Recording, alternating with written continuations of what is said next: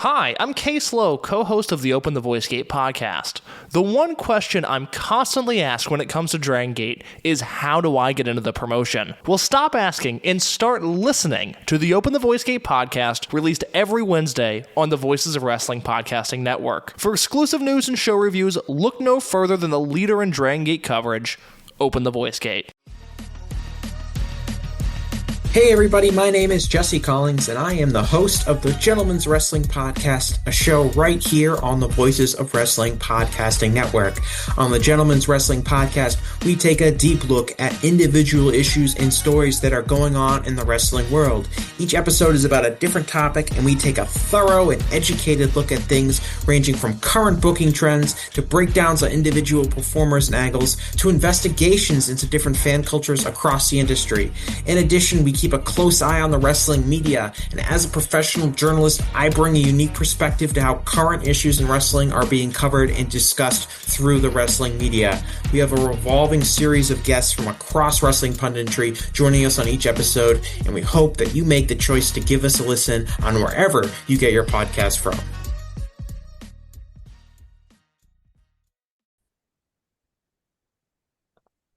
Welcome back, everyone, to the Gentleman's Wrestling Podcast. Joining me once again, he is the person who I've probably spent the most time recording audio with throughout my illustrious podcasting career. You probably know him as the host, owner, CEO of Wrestlenomics and the Wrestlenomics podcast, which of course is affiliated with our friends over at Post Wrestling. He is our Buffalo and Western New York correspondent. He's Brandon Howard Thurston. Brandon, how are you? That is my middle name. Yeah, I'm fine.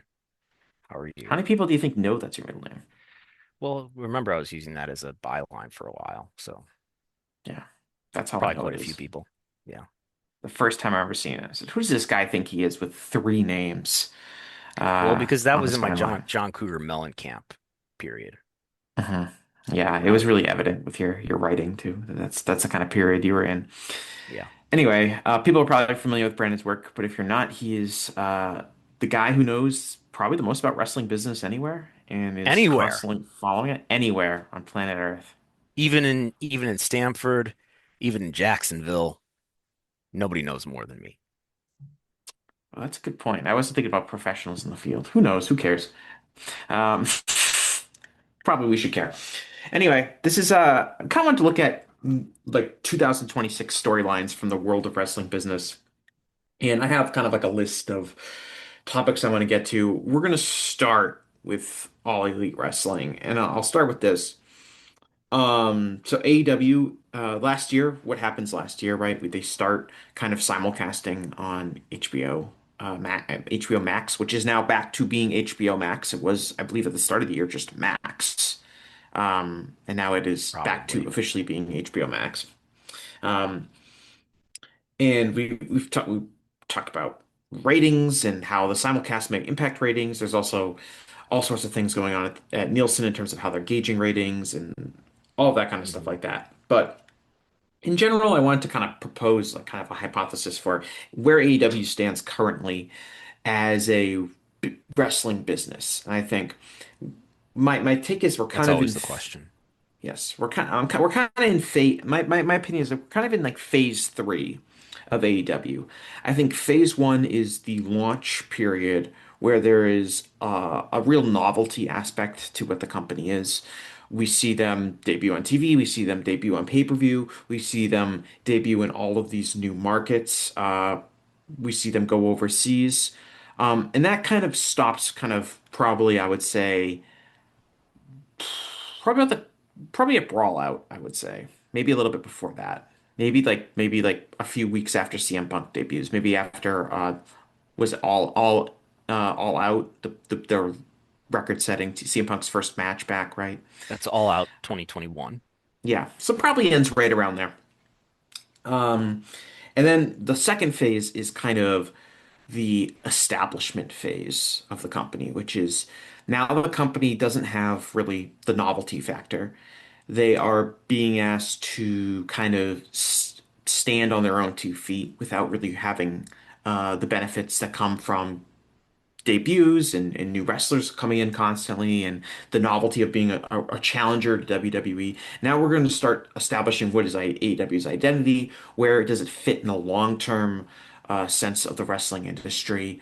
And there's plenty of challenges that take place during that phase two. We start seeing AEW become like what I would consider to be like a real wrestling company in terms of having legacy and challenges and needing to recover from things and having successes and having failures and kind of everything we associate with a typical wrestling company. And I think probably starting maybe midway through last year, maybe we can say maybe All In Texas.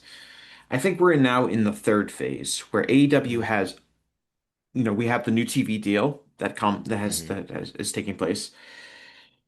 We are now, I think, in a place where AEW has a decent sized history. They have hundreds and hundreds of episodes of television. They have dozens and dozens of pay-per-views. They now have annual events that fans can anticipate each year. We've seen them go to pretty much every major market in the United States. I'm not even sure what their biggest market they haven't been to is yet.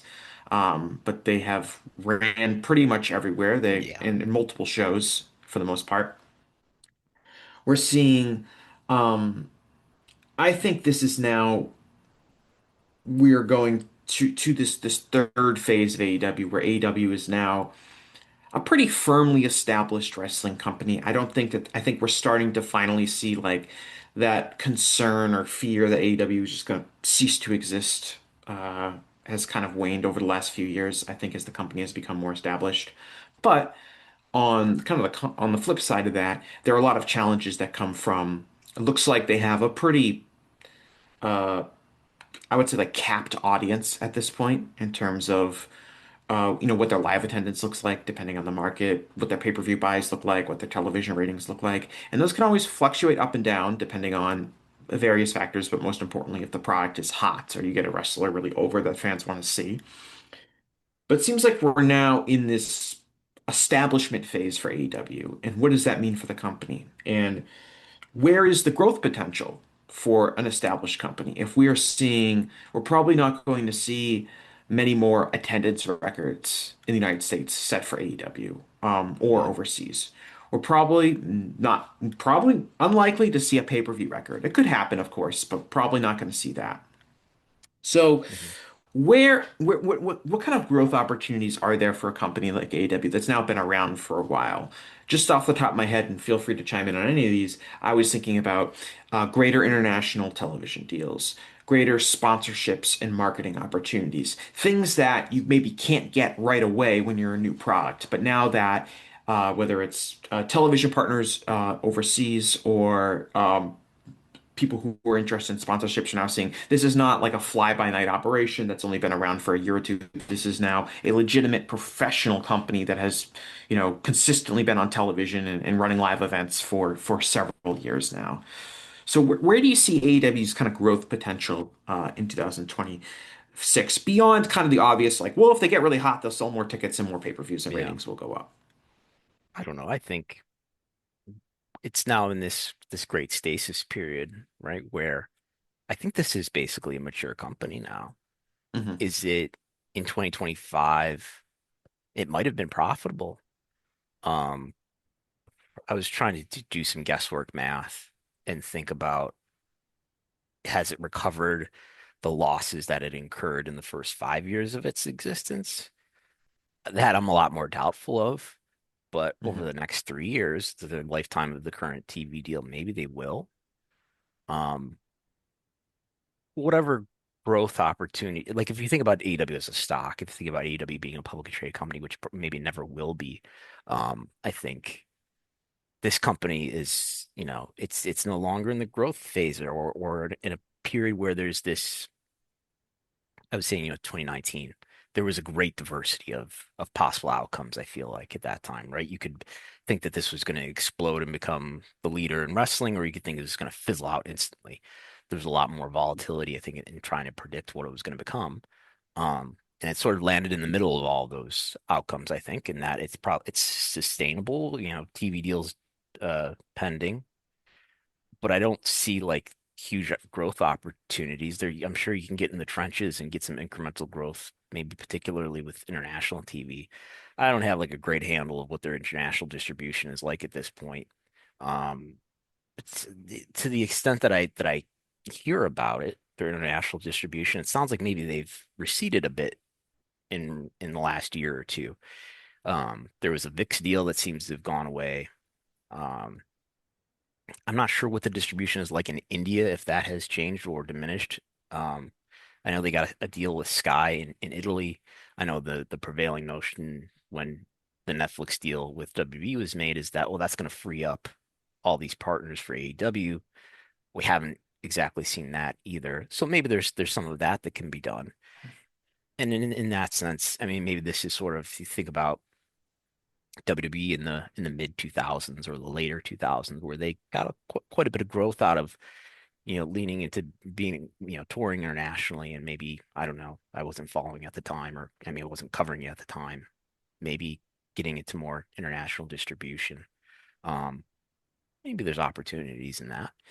In terms of like, there's certainly not the modeling you could do with WWE really invested into touring internationally. I think there's one-offs that they've done and that they will continue to do in the UK and Australia.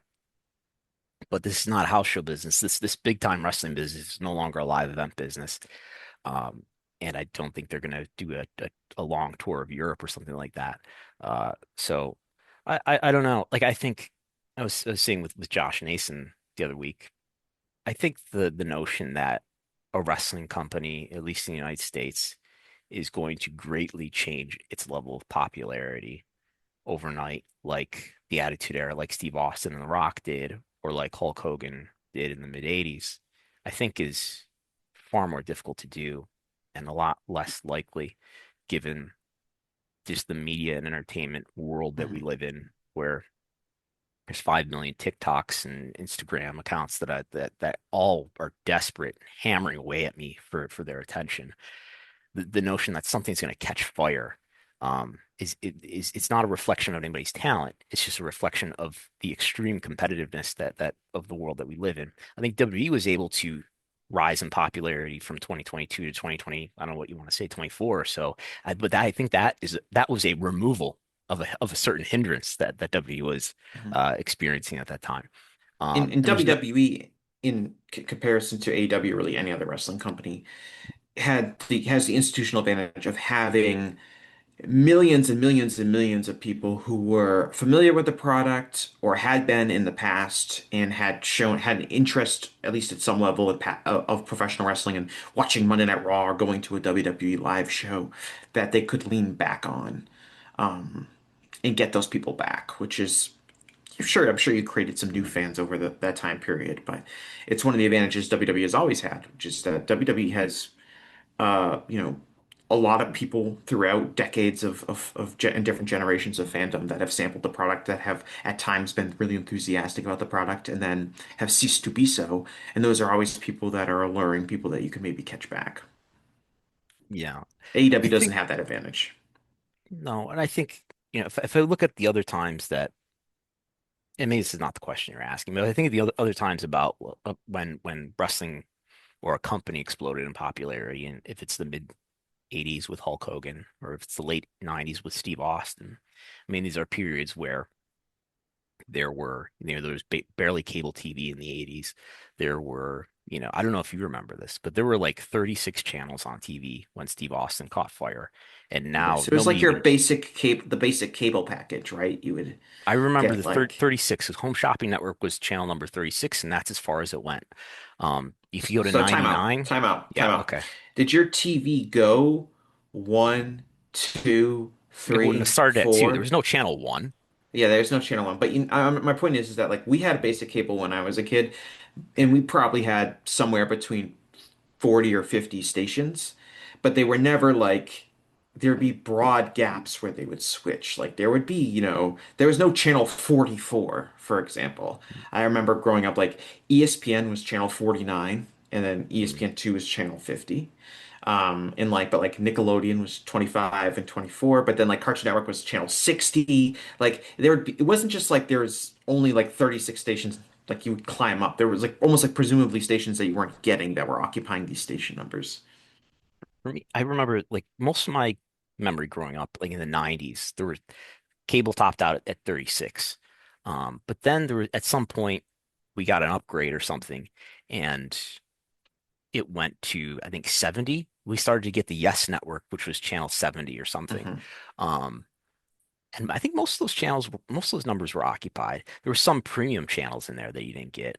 Um, but I think from maybe the very late 90s or the very early 2000s, we got like 30 Yeah. extra channels that we never got before. You would get, and you still see them when we look at like TBS and TNT distribution compared to other networks. There's like there's still like the more basic cable networks, which are like TBS, TNT, like HGTV was always on there. Mhm. Some like CNN, Fox News, those kind of cable networks. Um, MTV, VH1, uh, ESPN, ESPN2. Um, Yeah, we didn't get ESPN2 until that expansion. yeah, so you were The missing out on Deuce. you're missing out on your like you know, Sun Belt football games at noon on Saturdays, things like that. Yes. So I guess what I'm saying is like there's not only is there that now, that not only like there's so many TV channels now that nobody even bothers to channel surf anymore because there's just infinite channels and there's infinite fast channels and there's all these streaming services, which is where about half the time is being spent now anyway. And there's a this addiction device that everybody walks around with in their pocket.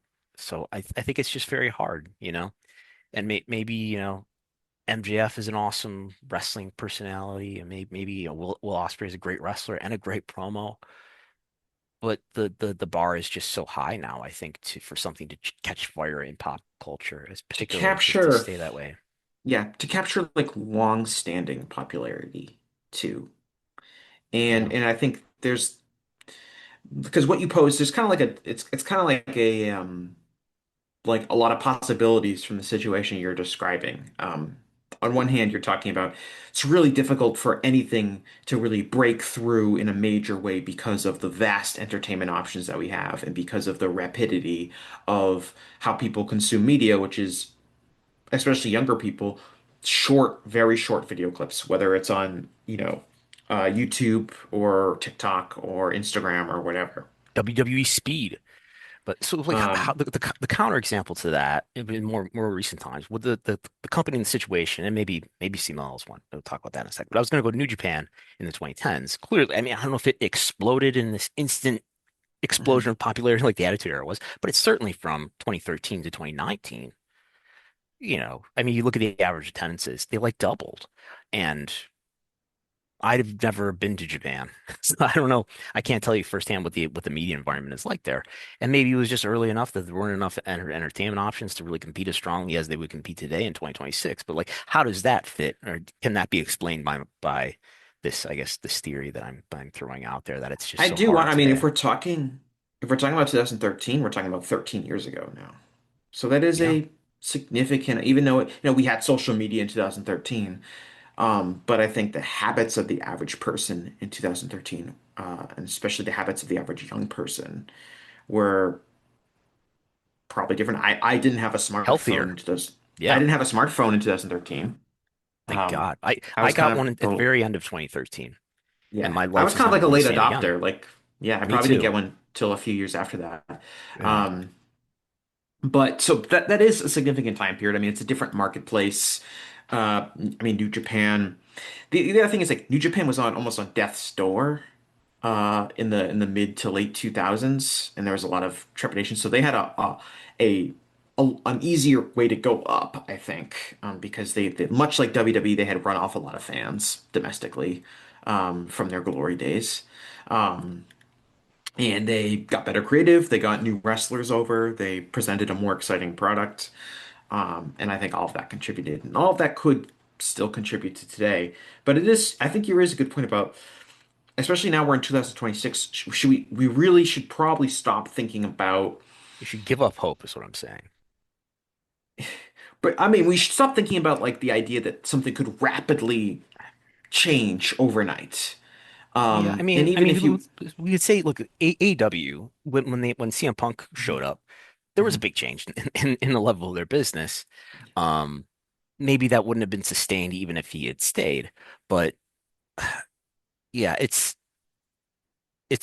really hard now. Yeah, go Yeah, ahead. I mean, Punk is a really intriguing figure from like a historical perspective because of he was a WWE star that many people had recognized and really dramatically quit the company and Mhm. wasn't involved in wrestling for years and years. And there was this kind of manufactured anticipation for whatever he would eventually return. And just It fit that's AEW's something, brand so well. yeah, that's something you can't, for a time period before everything kind of fell apart, AEW capitalized on it perfectly. But something that you can't really create.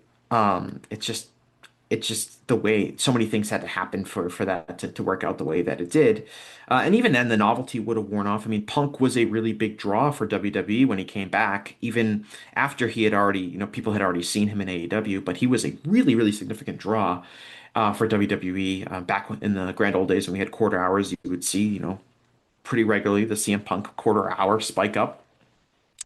And as time has worn on, I think that there's not as nearly as much novelty in seeing him as there are for most wrestling stars. Most wrestling stars are going to peak for a period of time and then head into decline. But I do think we should probably the idea is, and I guess if you're a wrestling fan, um, a general fan of the industry, which most people probably aren't these days, like what you're looking for in AEW. Like me personally, I would just enjoy sustainability, which the company basically has. I wish some things were better. All of that. I have qualms with different aspects of the business itself, but in general, we're at a point of sustainability for AEW. How does that continue over the next 5, 10, 15 years? Almost all of that has to do less with what AEW looks like as a product and more of like what the media landscape is and how are these entities going to get paid. AEW wouldn't be able to exist probably at all, or certainly not in the way that it currently exists if it was not for the current media landscape, which is very valuable for weekly live programming that delivers competitive ratings for its time slot. And that was basically the whole reason Tony Khan started the company was he thought that it would be possible to do that. And the evidence so far is that it's successful. It has been. But how long can that last? How long can that change over the next 5, 10, 15 years?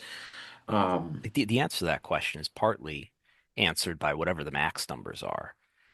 And if Mhm. we had like all the data to consider, where is it ranking on Wednesday nights among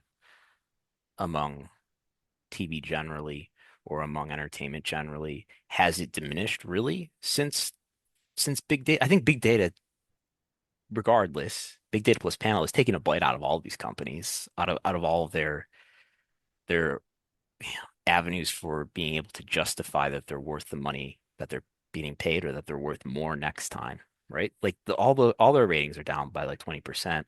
And whatever that means or doesn't mean about the actual popularity, this sort of platonic idea that everybody has in their head about what's the level of popularity of W or AEW, Nielsen is the currency, and that's their new methodology now. Mhm. And I The think other, that does make the argument harder, but it doesn't make it impossible at all. yeah, and the other aspect is, do we see, at least currently, we're seeing major consolidation of media companies. Mhm. Um, we're we're seem to be hurtling toward to what most people predicted, which is that some of these streaming services are going to merge or combine in a significant way. And how many interested parties are there out there in this environment to try and be interested, even if you have a relatively successful product by today's standards? In terms of how many viewership and whatever you can get out of it, how will that change over time? Are there going to be less spots for a wrestling promotion if there's a big merger? I mean, Warner Brothers is first time. Warner Brothers, what's it even called now? Time Warner. It's not called Time Warner. WBD. Warner Warner Brothers Brothers Discovery, Discovery. Warner Yeah. Brothers Discovery, and Sorry, like I I don't just think I don't think like do you That's for think they're for sale, and they're probably going to be bought by Netflix, or we'll see what right? happens with that merger. But it's going to go to, the current home of AEW is potentially going to be purchased by the current home for Monday Night Raw. And what does that mean? Well, well, what's going to happen is if the Nielsen or if the Netflix deal goes through, what Netflix is buying is not TNT and TBS. They're buying the parent company, what's going to be the parent company of HBO Max, though, because they're going to split, provide what Paramount wants to do, and Paramount is mad because they haven't been chosen. Paramount wanted to buy it all. Netflix is only buying the cool stuff, the cool bucket of things, which includes HBO and HBO Max. And for now, the rest of it is going to be spun off under Gunnar Weidenfeld's, not David Zasloff. He'll take what's going to be called Global Networks, which would be an independent, um, publicly traded company that would be the parent of TNT and TBS. Now that's probably going to have to get gobbled up by somebody eventually too, whether that's Versant or whether it's somebody else, or whether it's Paramount.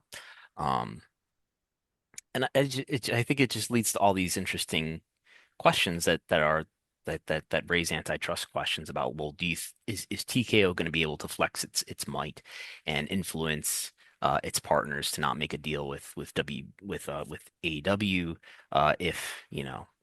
if if let's say Global Networks gets merged with the predecessor of, or the successor of NBC Universal.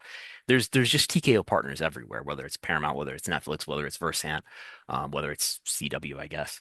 That it seems to limit the options. But then again, like I don't know, like HBO Max isn't going to go away because it's going to merge with Netflix. I think those are going to continue to be two independent streaming services, right? Like you don't there's I more don't money to know. be We're made. talking 5 or 10 years in the future. Who knows what's going to Sure. happen? Like maybe that it just maybe HBO Max just declines to such an extent that it does make sense to merge that or to foreclose it in some What way. if But it's just the tab on the Netflix page?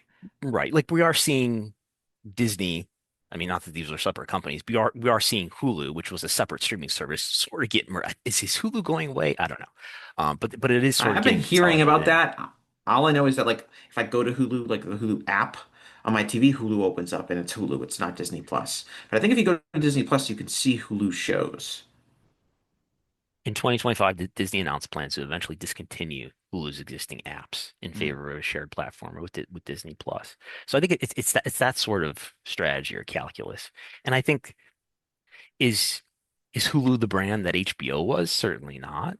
Um, I don't know. It's going to be the answer is whatever's going to be the best outcome for shareholders is what's going to happen in terms of whether or not HBO Max continues to be an independent streaming service. But what's definitely not going to happen is all that content is going to get put together into one streaming service for the same price for you, the consumer. That's definitely not going to happen. Yeah. uh, the Did the you? best deal is not going to be for you. I Um, got an email today letting me know that my Paramount Plus subscription is going up, which is largely believed to that's be in right. relation to the UFC deal, You which you is can thank Mark Shapiro for that. as a non-UFC fan, I'm like, I don't want to pay more for because you guys are getting this shit, but that's the way it goes. Um, the other thing that AEW is competing against, just in general, and potential way for them to make more revenue if there's an appetite for that, which I would suggest that there's not, is just producing more content that can be monetized beyond your two TV shows, weekly TV shows, and your pay-per-view events. We've Mhm. seen WWE has been really aggressive in trying to expand, what content they're producing, whether they have their three weekly TV shows, but we've seen them launch Evolve, we've seen them launch WWE Speed. They have many, many out of the ring kind of programs that they have tried, in recent years, some more successfully than others. Um, and docu-series and things like that. AEW Mhm. has done a little bit of that as well. We've seen them have a couple of shows. They had the Cody Rhodes show, which I forget, Rhodes to the Top, is that what it's called? Roads What to it's the called? top. Um, And and what was their other reality show called? they had like a backstage kind of show where they followed around a few wrestlers, right? All Access. All That's what it Access, was. that's right. Yeah. So we've seen them do that. I don't know what the appetite is for that. There's been no iteration. There's been no further iteration of All Access. So I think that Yeah. tells you Not enough to do it again. Yes. Yeah, so but is that a potential revenue pattern or another wrestling program that you could put together? I don't know.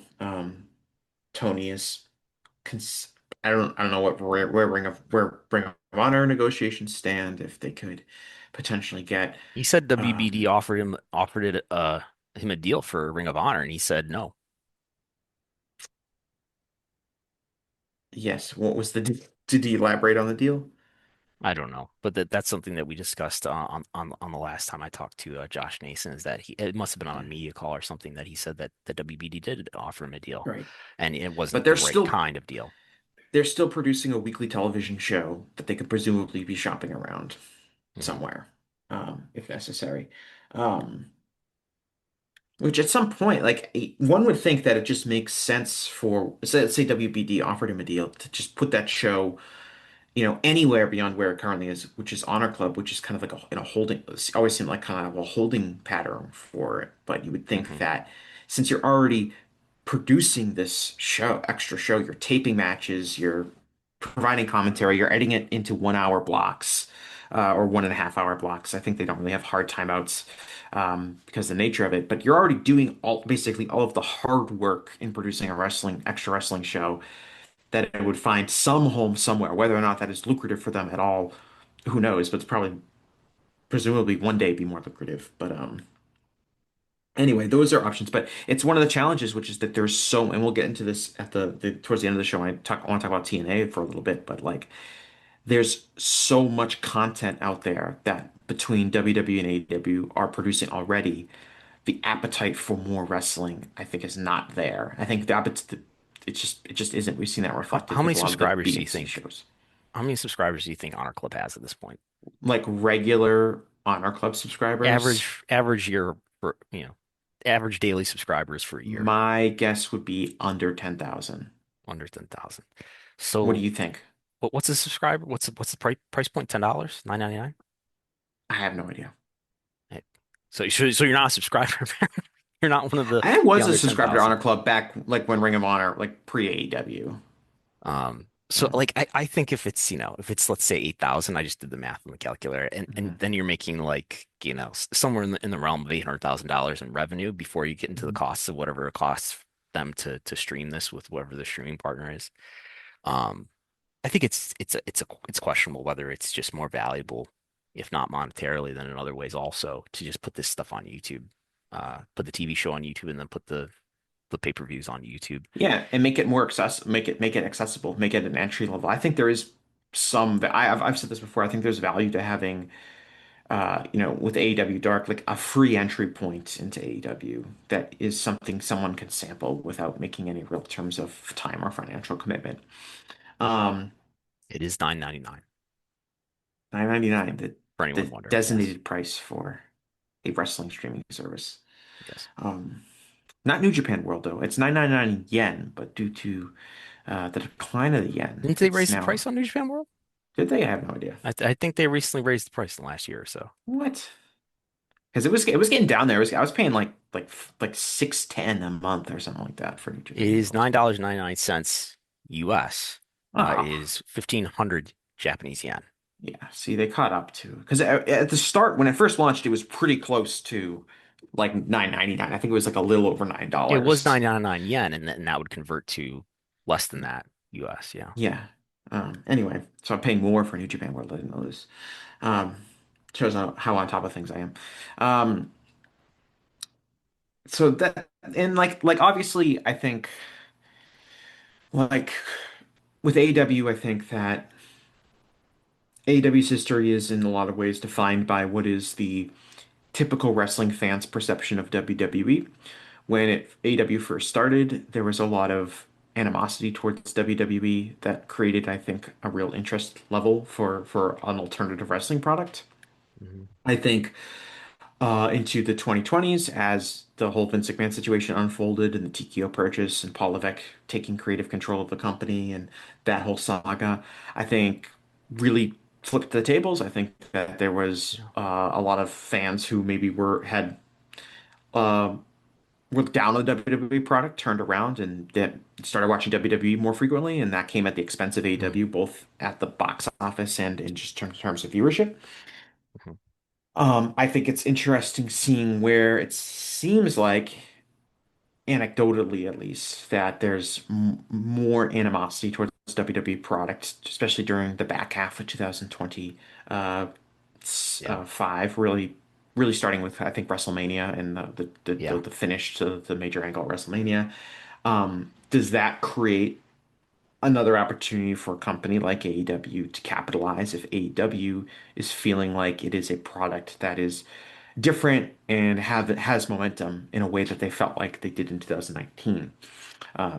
So I do think there's a pretty significant relationship between the two. I think WWE has kind of controls it in sense of WWE is good, AEW, those fans are going to stick with WWE. But Mhm. if could they pivot back to AEW? Or is it too difficult to do that? Did they already sample AEW and they said, nah, I didn't really like it, and then they'll just stop watching wrestling, which is what they were doing before AEW came around, right? Fans stopped liking WWE. Maybe a very small percentage of them started watching TNA, started watching New Japan, but most of them stopped watching wrestling. Yeah, I think to an Is extent there's a negative correlation there, right?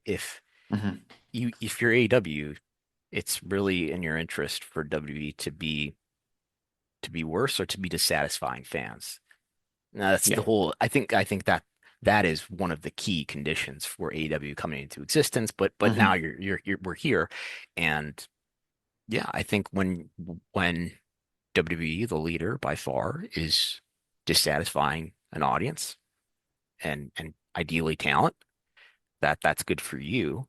And yeah, I think in 2025, especially as you said, in the latter half of the year or the latter two-thirds, WrestleMania, but and ticket prices, everyone's complaining about how high the ticket prices are, and attendance now, if I just had it up, but Raw is not really being affected yet in terms of averages. Yes. Now maybe that's a lot of that is being helped by the Cena tour Hmm. that ended the year. But ticket prices are way up, and people are complaining about that. And yeah, it's sort of flattened out. Raw has SmackDown has gone down. Um, and they've got something that they've sort of locked themselves into 2027, which is WrestleMania in Saudi Arabia. In terms of like opportunities, I think there's a huge opportunity for AEW to do a huge domestic US Canada somewhere event around the time, or at least trying to absorb the energy that they're not going to capitalize on themselves because they're probably going to be paid an ungodly amount of money to run WrestleMania in Riyadh in 2027. I think there's a huge opportunity there for AEW to capitalize on the on the market that W is not going to capitalize on in that time, The and the traveling negative fan, the big traveling fan that wants to go to an event that is enjoys the whole weekend atmosphere that WrestleMania provides. and Um, not just the opening in the market there, but there's also a branding moment in there too, in that they're the ones who are going to do this huge deal with the government with a terrible record, and that's all part of this story of WWE being a brand that some people are frustrated by, where you can be the alternative to that. so that's interesting. I didn't think about that as we're talking about 2027 here when WrestleMania Yeah, is not in the United States. If you could see like, do you Um, do you make Double or Nothing a stadium show or launch a new April pay-per-view event, and you do a sizable show to capitalize on the fact that presumably a lot of American and Western wrestling fans are not going to be traveling to Saudi Arabia for WrestleMania. yeah. Um, I think that's a big deal, and I think it's like possible like it's hard for me to get a gauge on like what does your typical WWE fan think about AEW. If you were to go to a random WWE show or taping a Monday Night Raw somewhere and surveyed 1,000 fans there and you asked them, what do you think about AEW? I'd be really kind of fascinated to see what the breakdown in how many people have watched it before, how many people have a favorable view on it, how many people have a negative view on it, how many people have no opinion, never watched it, don't know that much about it. I think that would be kind of interesting to know. Because and that's been something AEW has kind of chased. Like WWE has all these has presumably millions and millions of fans that are watching their shows each week. We have 3 million global fans watching on Netflix every week or whatever. How can AEW get some of those fans to watch their product? And it's a different calculus in 2026 than it was in 2019 for sure. Um, Yeah, I I went. think the notion of trying to discover new fans, I think they've you see some of that in what's his name, the TikTok guy that ends up on the pre-show of every pay-per-view. Oh, you Um, mean the Costco guy? yeah, the Costco guy, AJ whatever, right? Yeah, Um, Big Boom AJ and Big Justice and the I Wrestler. yeah, I I guess that's not a net negative. I don't know, but I think you get into there's risks and there's costs in that in terms of your brand and Yes. I question whether that's Well, always the best thing rather than mhm. just don't worry about like, oh, we have to, you know, capture this elusive casual fan and just put on a great show with Yes. you know, captivates your current fan base and gets them to tell their friends that it's a great show. Yeah.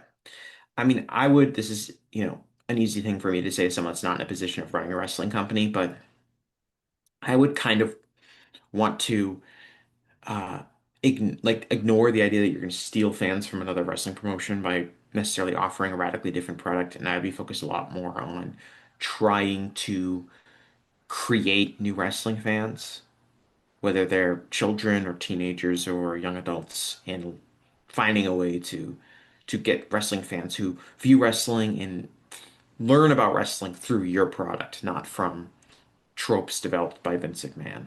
Um, for WWE in 2026, we finally got some information about their Netflix viewership.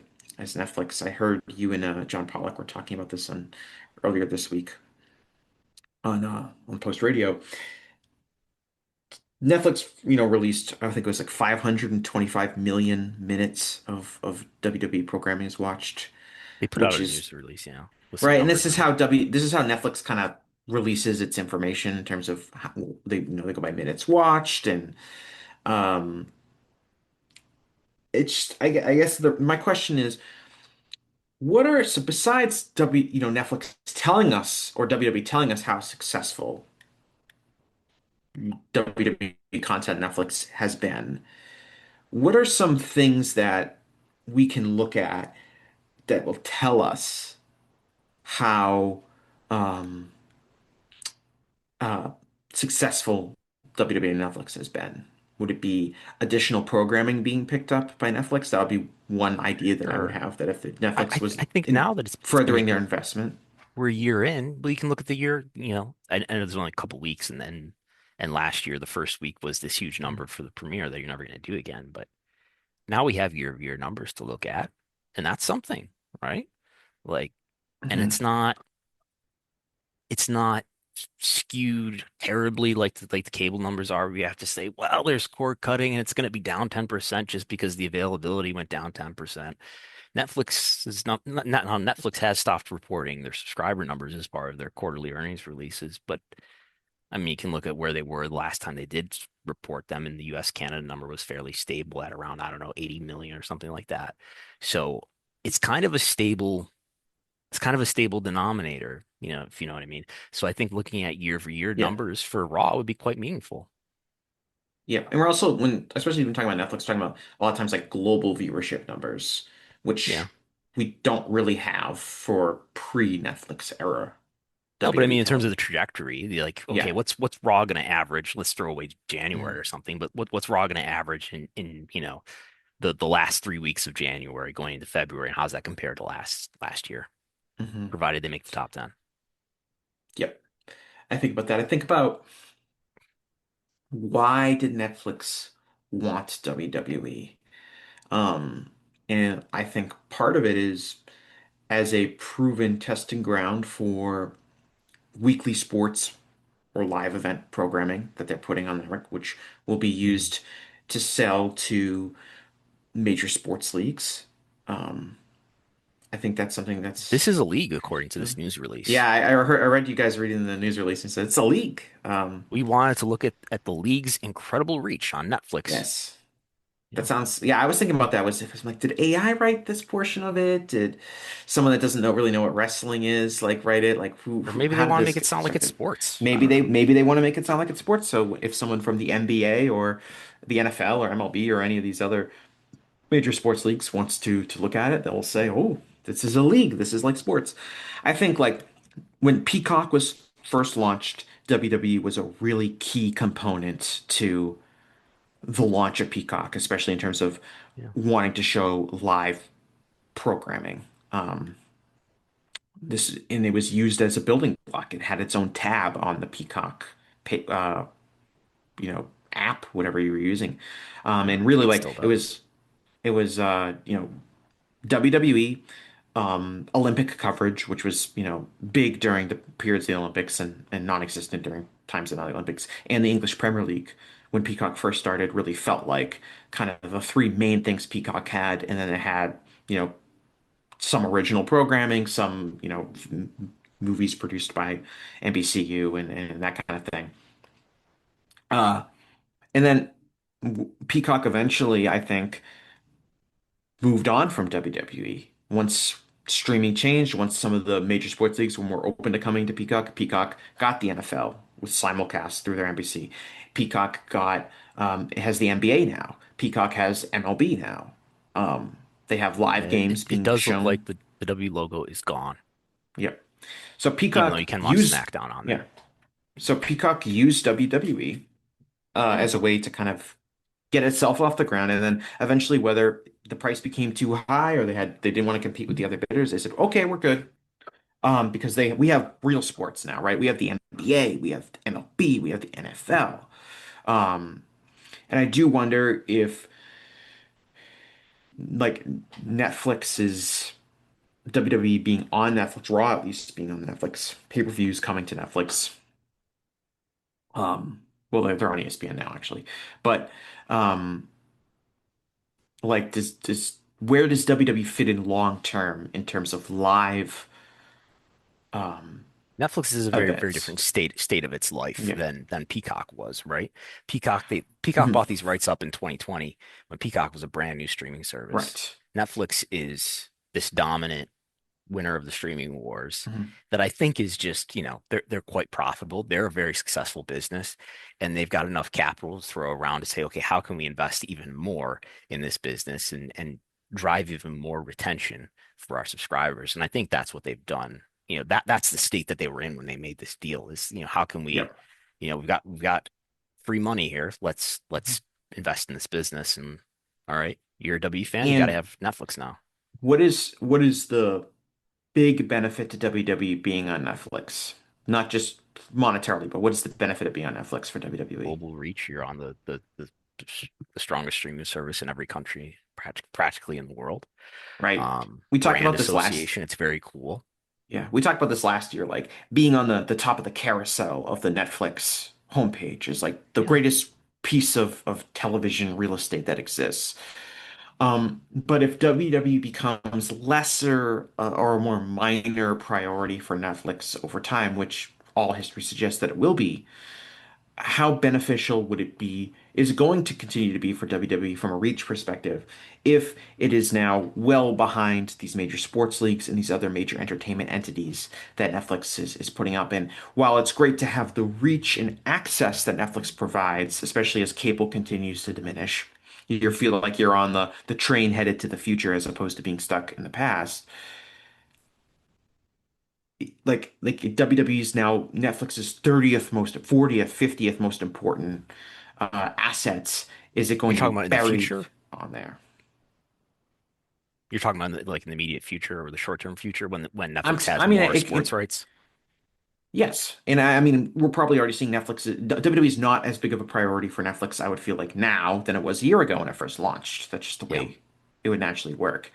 Um, Well, I which is don't a think con Netflix is like anchoring this popularity boom for WWE. If yeah. that was going to happen, we would see evidence of that by now. And I think we can all have our theories about what this how comparable Mhm. how this viewership on Netflix is comparing to what the viewership was on cable. I tend to think it's about the same as it was on cable. Um, and I think there's some evidence to suggest that. Um, but I think I mean, look at what the term of this deal is. It's, Netflix has the option to extend this to a 10 or to a 20-year deal. It seems like they want to do this for a long time. They certainly want the Mhm. option to do it. So I'm sure over the course of that term, Netflix is going to grab up more rights that are going to be more popular and cooler and just more highly viewed than WWE ever will be. Mhm. And some of the time and attention and resources that do go to WWE now will be diminished. Um, but I think they're probably going to keep WWE for at least 10 years, maybe 20. With ESPN, I think one of the interesting aspects of the pay-per-views, the PLE is going to ESPN. Can they be called pay-per-views again? Because you do have to pay for them. Well, I know they want the PLE branding, but premium live events. I mean, you don't have to pay for them if you are on the right pay TV uh, carrier. And even if you are on the right pay TV carrier, you might have to be on the right tier of your pay TV carrier. And even if they've made a deal with your pay TV carrier like YouTube TV, well, the technology's got to get there so that you can authenticate in, and that's maybe really a question for YouTube TV. So maybe eventually one day, if you don't already, you'll be able to watch the premium live events at no upcharge, but it is part of a renewal with your TV carrier, so they're probably going to hand the costs down to you eventually. Got it? um, yes. And then the other but the key aspect of this, not the key aspect. The key aspect is that you got to pay again, and it's on ESPN. But the the potential for being associated with ESPN, the name in sports media, both from a network perspective, but also from a news perspective, and a media coverage perspective. What kind of opportunity that would offer WWE to be, part of that kind of media atmosphere? So far, have you kind of noticed any reason to believe that WWE has benefited from the ESPN relationship from like a popularity perspective in terms of getting extra media coverage and getting associated with ESPN, which is for better or worse, trusted name in sports, Yeah, I helping think not in a specific way. legitimize o- WWE. Obviously the WrestlePalooza marketing campaign was huge, and I think it's Hmm. probably like a similar calculus for ESPN as it was for Peacock in terms of Peacock was starting this, NBC was starting Right. this new service. Let's get wrestling in on there because then all the wrestling fans will have to Here's a subscribe. what we think of as a stable built-in audience that will have to get our service if they want to continue to consume this thing that they've been watching for decades. Right.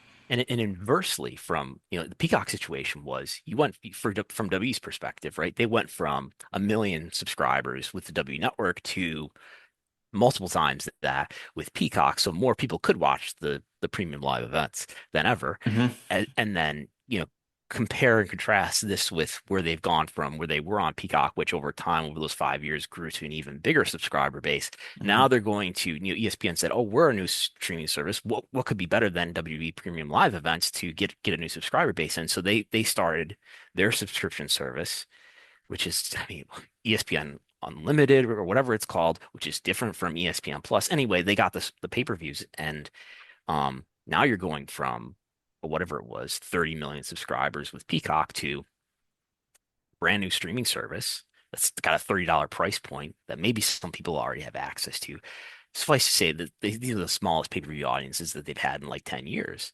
Does that Hmm. math work out more than that, right? So if And how anything, does that impact the rest of the business? right. And ESPN is a great marketing machine, I'm sure, and there's a lot of positive value in that. But there's also a negative value in going from a 30 million potential audience to whatever it is, a few million for ESPN. So I think, that's a trade that you make that's hopefully offset by the amount of money they're paying you, which is $325 million a year, which is a big increase from the 200 that Peacock was giving them. At the time of the deal, it was just mentioned that there is possibilities for WWE events airing on one of the ESPN networks, like ESPN or ESPN2. That's right. Was that gonna happen? Yes, that Mark Spiro talked about that in the sense Yes. that maybe it would be like half of the show, or the first couple matches would be on ESPN linear. Hmm. I haven't thought about that in a long time. That's a very important thing to watch for, right? If that never Well, happens, there's that I think that's reflective of the relationship and health, what right? events would we see probably get that? WrestleMania would be the most likely one. Maybe Yeah, what time of day is Royal Rumble gonna air in Riyadh I in believe the it's the going to be in morning? the after. Maybe I think it's going to be the afternoon Well, here, what isn't it? when did the Saudi Arabia events air as they are, like in I the feel like they start at like 2 in the afternoon. yeah, okay. My point, well, if it was the Royal Rumble, like I feel like we would know about it by now if it was going to be airing on Right. ESPN You would because think that's, by now. a week or two. So Yeah. the fact that, we didn't hear about that, is it possible that WrestleMania happens? Because that is a potentially huge opportunity to be if you wanted to air WrestleMania on ESPN or something like that would And I be would a think true. whatever traffic is happening with other sports that are going to take Mhm. priority is going to be a factor too. So I don't know. Well, I don't ESPN know. also has a shit ton of networks too, so they could dump it on ESPN News if they wanted to. That wouldn't really be that big of a coup. Um, but the idea, is presented like you said, by um, Mark Spears. Like this is a big opportunity for us not only to be associated with ESPN and to be on, the ESPN network. Hmm. There was, I do see advertisements for WWE during, NBA and NFL games and things like that I'm watching on ESPN. So I can only imagine that's advantageous. But we've been seeing that for years between, on NBC and on Fox during major sporting events. So it's not really that big of a change. Honestly, it Maybe sounds kind of cursed when I have Chris like Mark Fowler being Jones. forced to do WWE ad reads. Yes. I was like, Mark Jones, who's one of my least favorite NBA play-by-play commentators, he was doing an ad read for like one of the upcoming pay-per-views. I forget what it was. I think it was maybe the Saudi Arabia show or something like that. And I was just like, I'm in like a special kind of hell right now, having listened to Mark Jones tell me about Jey Uso, main event Jey Uso. Um, anyway, Mark Jones catching a stray. Um, one of the really things I find fascinating about WWE is, and I've said this before, and I don't know if you've heard me say it before, but I'll be interested to get your take on it. This is a somewhat rhetorical question, but feel free to answer it if you'd like. What is WWE's greatest assets as a company, as a brand? What is the number one asset that WWE has?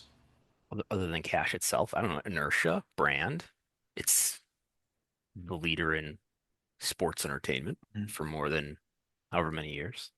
right. Um, It's Recognition. legacy, it's multi-generations of fans, it's years and years worth of fans investments in the company. Feels like for a lot of WWE fans, rooting for, watching WWE is just as important to them as watching their favorite sports team. This lifelong connection that wrestling fans have with the company. And it's the signature events each year. It's the Royal Rumble, it's WrestleMania, it's SummerSlam, it's going to live shows. And as a potential long-term risk factor, certainly in the short term, I don't think it's a risk factor because of the flip side of this is how much money they're getting.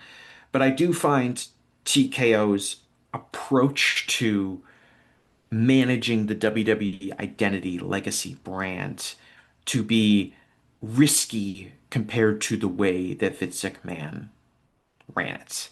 I think that Vince was concerned to a degree with affordability.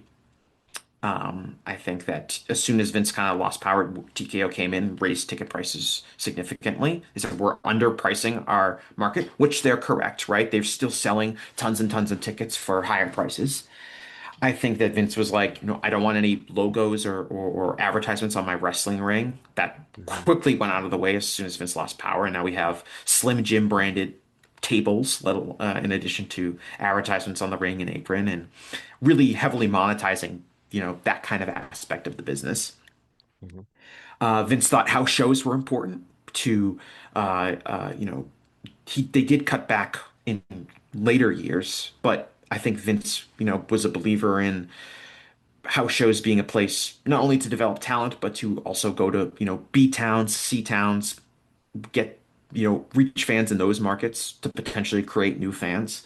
TKOs, we're not going to do house shows. They're a loss leader. We're going to be, focused on the A markets.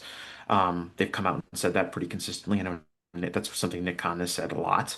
Um, and there were all these kind of, and then you top that off with things like you mentioned earlier, right? We have the Royal Rumble in Saudi Arabia. We have WrestleMania in Saudi Arabia. We're putting these events that are usually these events where we get fans from all over the world to fly in, spend thousands and thousands of their own dollars to attend our show because it's something they do annually. You're now putting it in a place that's not nearly as accessible. It's going to be far more expensive and in a lot of cases unwelcoming. Um, for certain fans.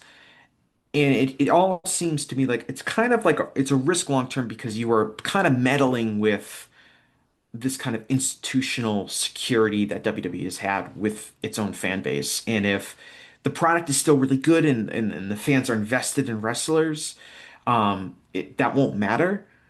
But we've seen time and time again as WWE's gone cold, they've still been able to have really successful WrestleMania shows, really successful Royal Rumble shows. The holiday tour every year, doing really well. The Madison Square Garden show and stuff like that. They've been able to lean on this kind of institutional legacy the company has, and it seems like they're kind of meddling with it too much. And they're getting paid for that, right? They're getting an enormous amount of money to have the shows in Saudi Arabia. They're getting more money by not they're cutting these losses that are coming from house shows. They're getting more money by drawing, charging more for tickets. They're getting more money for advertising. So it's all really good in the short term in terms of the money they're getting. But I do wonder in the long term if it threatens the most valuable thing that WWE has, which is this kind of institutional legacy.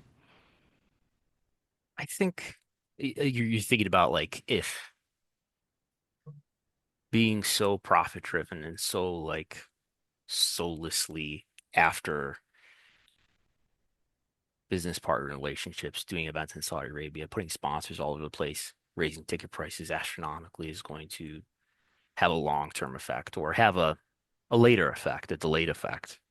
Maybe I think some. it's I think Go ahead. it's obvious that Vince, for his many, many, many, many, many flaws, and the fact that he's overall a very evil individual, and I have no No, problem you're saying defending that. Vince. I hear you. Yeah. But Vince genuinely cared about what his company, the long He term cared about the his fans. That's what it yeah. was. I mean, to a degree, I think he cared about wanting to reach fans and bring those fans into WWE and keep them there for 20, 30 years. He cared about what his company was going to be like in 20 or 30 years. Do the people at TKO feel that same way? I think like Paul Levesque does, but do the people that control the purse strings, are they concerned about the 30-year health of WWE as much as they're concerned on the how quickly they can monetize certain aspects of the business in 5 or Yeah, 10 years? I think the answer to that is like how long do you think Mark Shapiro is going to be with this company? Mhm. Um, I think he'll be with this company for a number of years to come. But in 10 years, is he still here? I don't know. And I think, you know, these top executives are therefore incentivized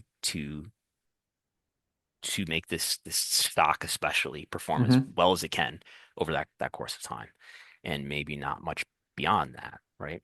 Um, I don't know. I think the public is largely cynical and oblivious to these factors, right? Like, yes, they get sticker shock on the ticket prices, and sure, Mhm. there frustrated about WrestleMania in Saudi Arabia, and sure, there's people complaining, at least on social media, about the ubiquitous sponsors. Um, but I don't think they're doing anything that's like, you know, not that can't be recovered. And I think the as much as there's all this energy on, anecdotally around the complaints about this stuff, I think the average wrestling fan, you know, the prevailing wrestling fan is oblivious and just looks at the world as cynical anyway, and is not going to really Mhm. fight back Well, on it. I I, agree. I think, I think this is we're talking a long-term yeah, change, not in the short term. You're right. Fans are gonna if the product is interesting, especially to the fans, like if they're gonna charge a lot for John Cena's last match in City X, people are gonna pay that. That was clear by the successful shows that were run during that time period.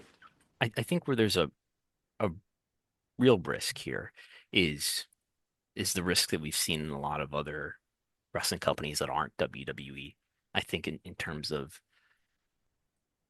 eventually there's going to be a day where Paul Levesque's not going to, be around. And he's relatively young compared to, Bookers. Bookers can go Mhm. for until they His die. predecessor, yeah. Right.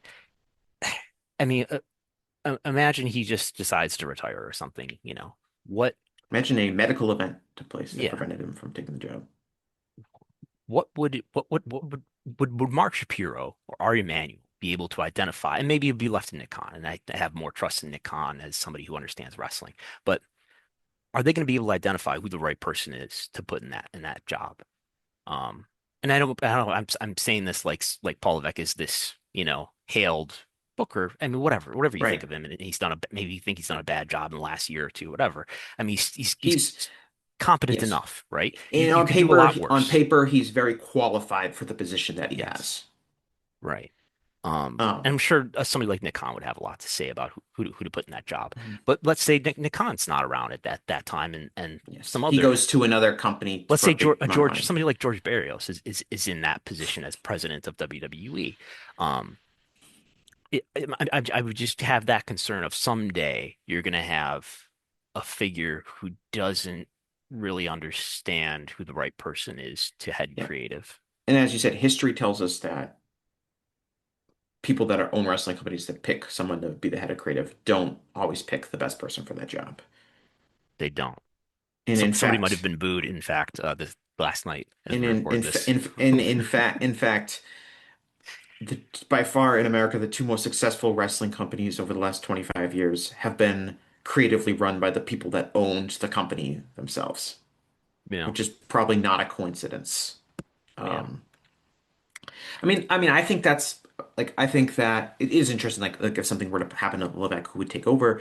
Who wants that job? I've heard some people say like the guys in the flagship are really big on like, oh, has the job that nobody wants because who wants to have to deal with all those egos and kind of be like a middleman between management and that kind of thing. I think a lot of people would want Levesque's job. I think a lot of people think that for they sure. could be a really successful booker with the assets that WWE has. I think there'd be plenty of Who are the takeovers, whether or not those candidates? people. Paul I Levesque would say announces like his retirement tonight. Who are the candidates? Heyman, Yep, Bruce Pritchard, yep, yep, yep. Shawn Michaels, Sean?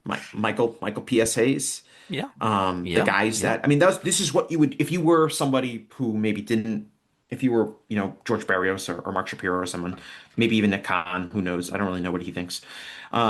Like you would look at okay, who's been here for like you would approach any other company. Okay, who's been executive for a long time that Right. knows what's going on around here?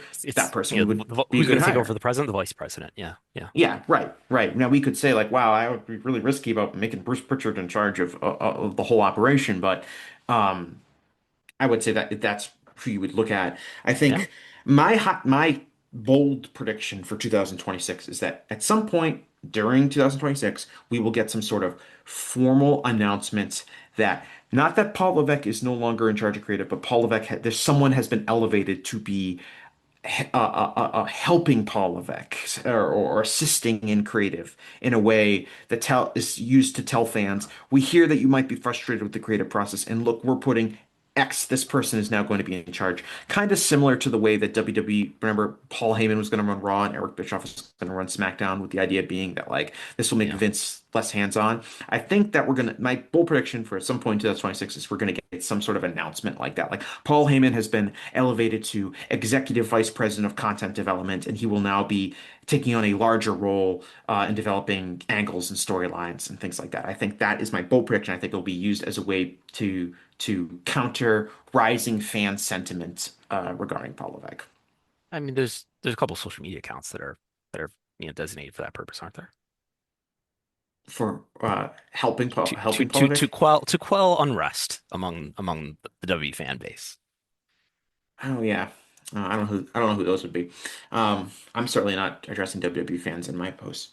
Um, but that's to me is kind of like is interesting. It does seem like they're at least from and the other thing, and this is something that is not necessarily WrestleNomics related, but in the long term is something that has become discussed a lot. You obviously have a good background to speak on this. Is there seems to be much more consternation about talent development. Um, both in WWE and AEW. I know Dave and Brian had a really long discussion about this on Wrestling Observer Radio earlier this week in terms of uh, the amount of experience wrestlers are now getting in terms of they get signed at a very early stage in their career if they're from the indies, or they come up trained directly by WWE or in some rare cases AEW. And there seems to be this real concern that there's not nearly as valuable young talent coming up through the overall pipeline of pro wrestling. And obviously, this is something that anyone who's focused on the future of the business is concerned about. I think WWE has stated in 2026 so far has stated, look, we're going to call up Javon Evans, we're going to call up Obafemi, we're going to call up Trick Williams, we're going to be trying to push these new people forward. How successful they are in doing that remains to be seen. It's only January 16th, but um, I think they're trying to send out the message that we're focused on younger stars. I think AEW is in a slightly different position because AEW has more attractive wrestlers in their 20s, early 30s to build around.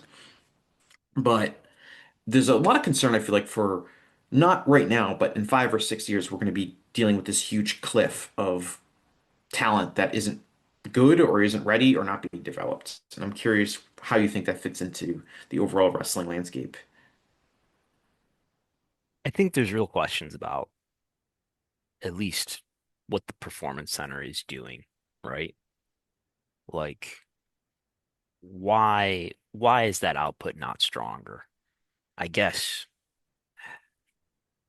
this is kind of a conflict to say, but like what training people the way that we did for that way that I was involved in for like 5 years, we had comparatively no resources as Hmm. compared to what they have.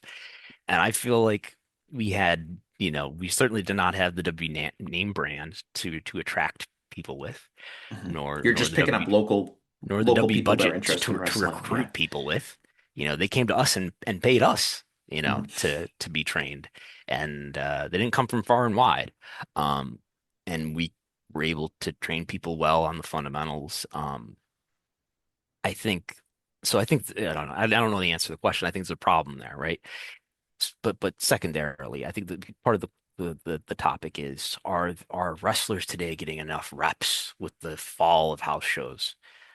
I'm not that concerned about that. I think this is for if you're a wrestler who came up in the days where people were working 200 matches a year, that's not the way that you came up. But I mean, I look at the indies and there were some quality indie wrestlers who were wrestling maybe 50 times a year and they were excellent.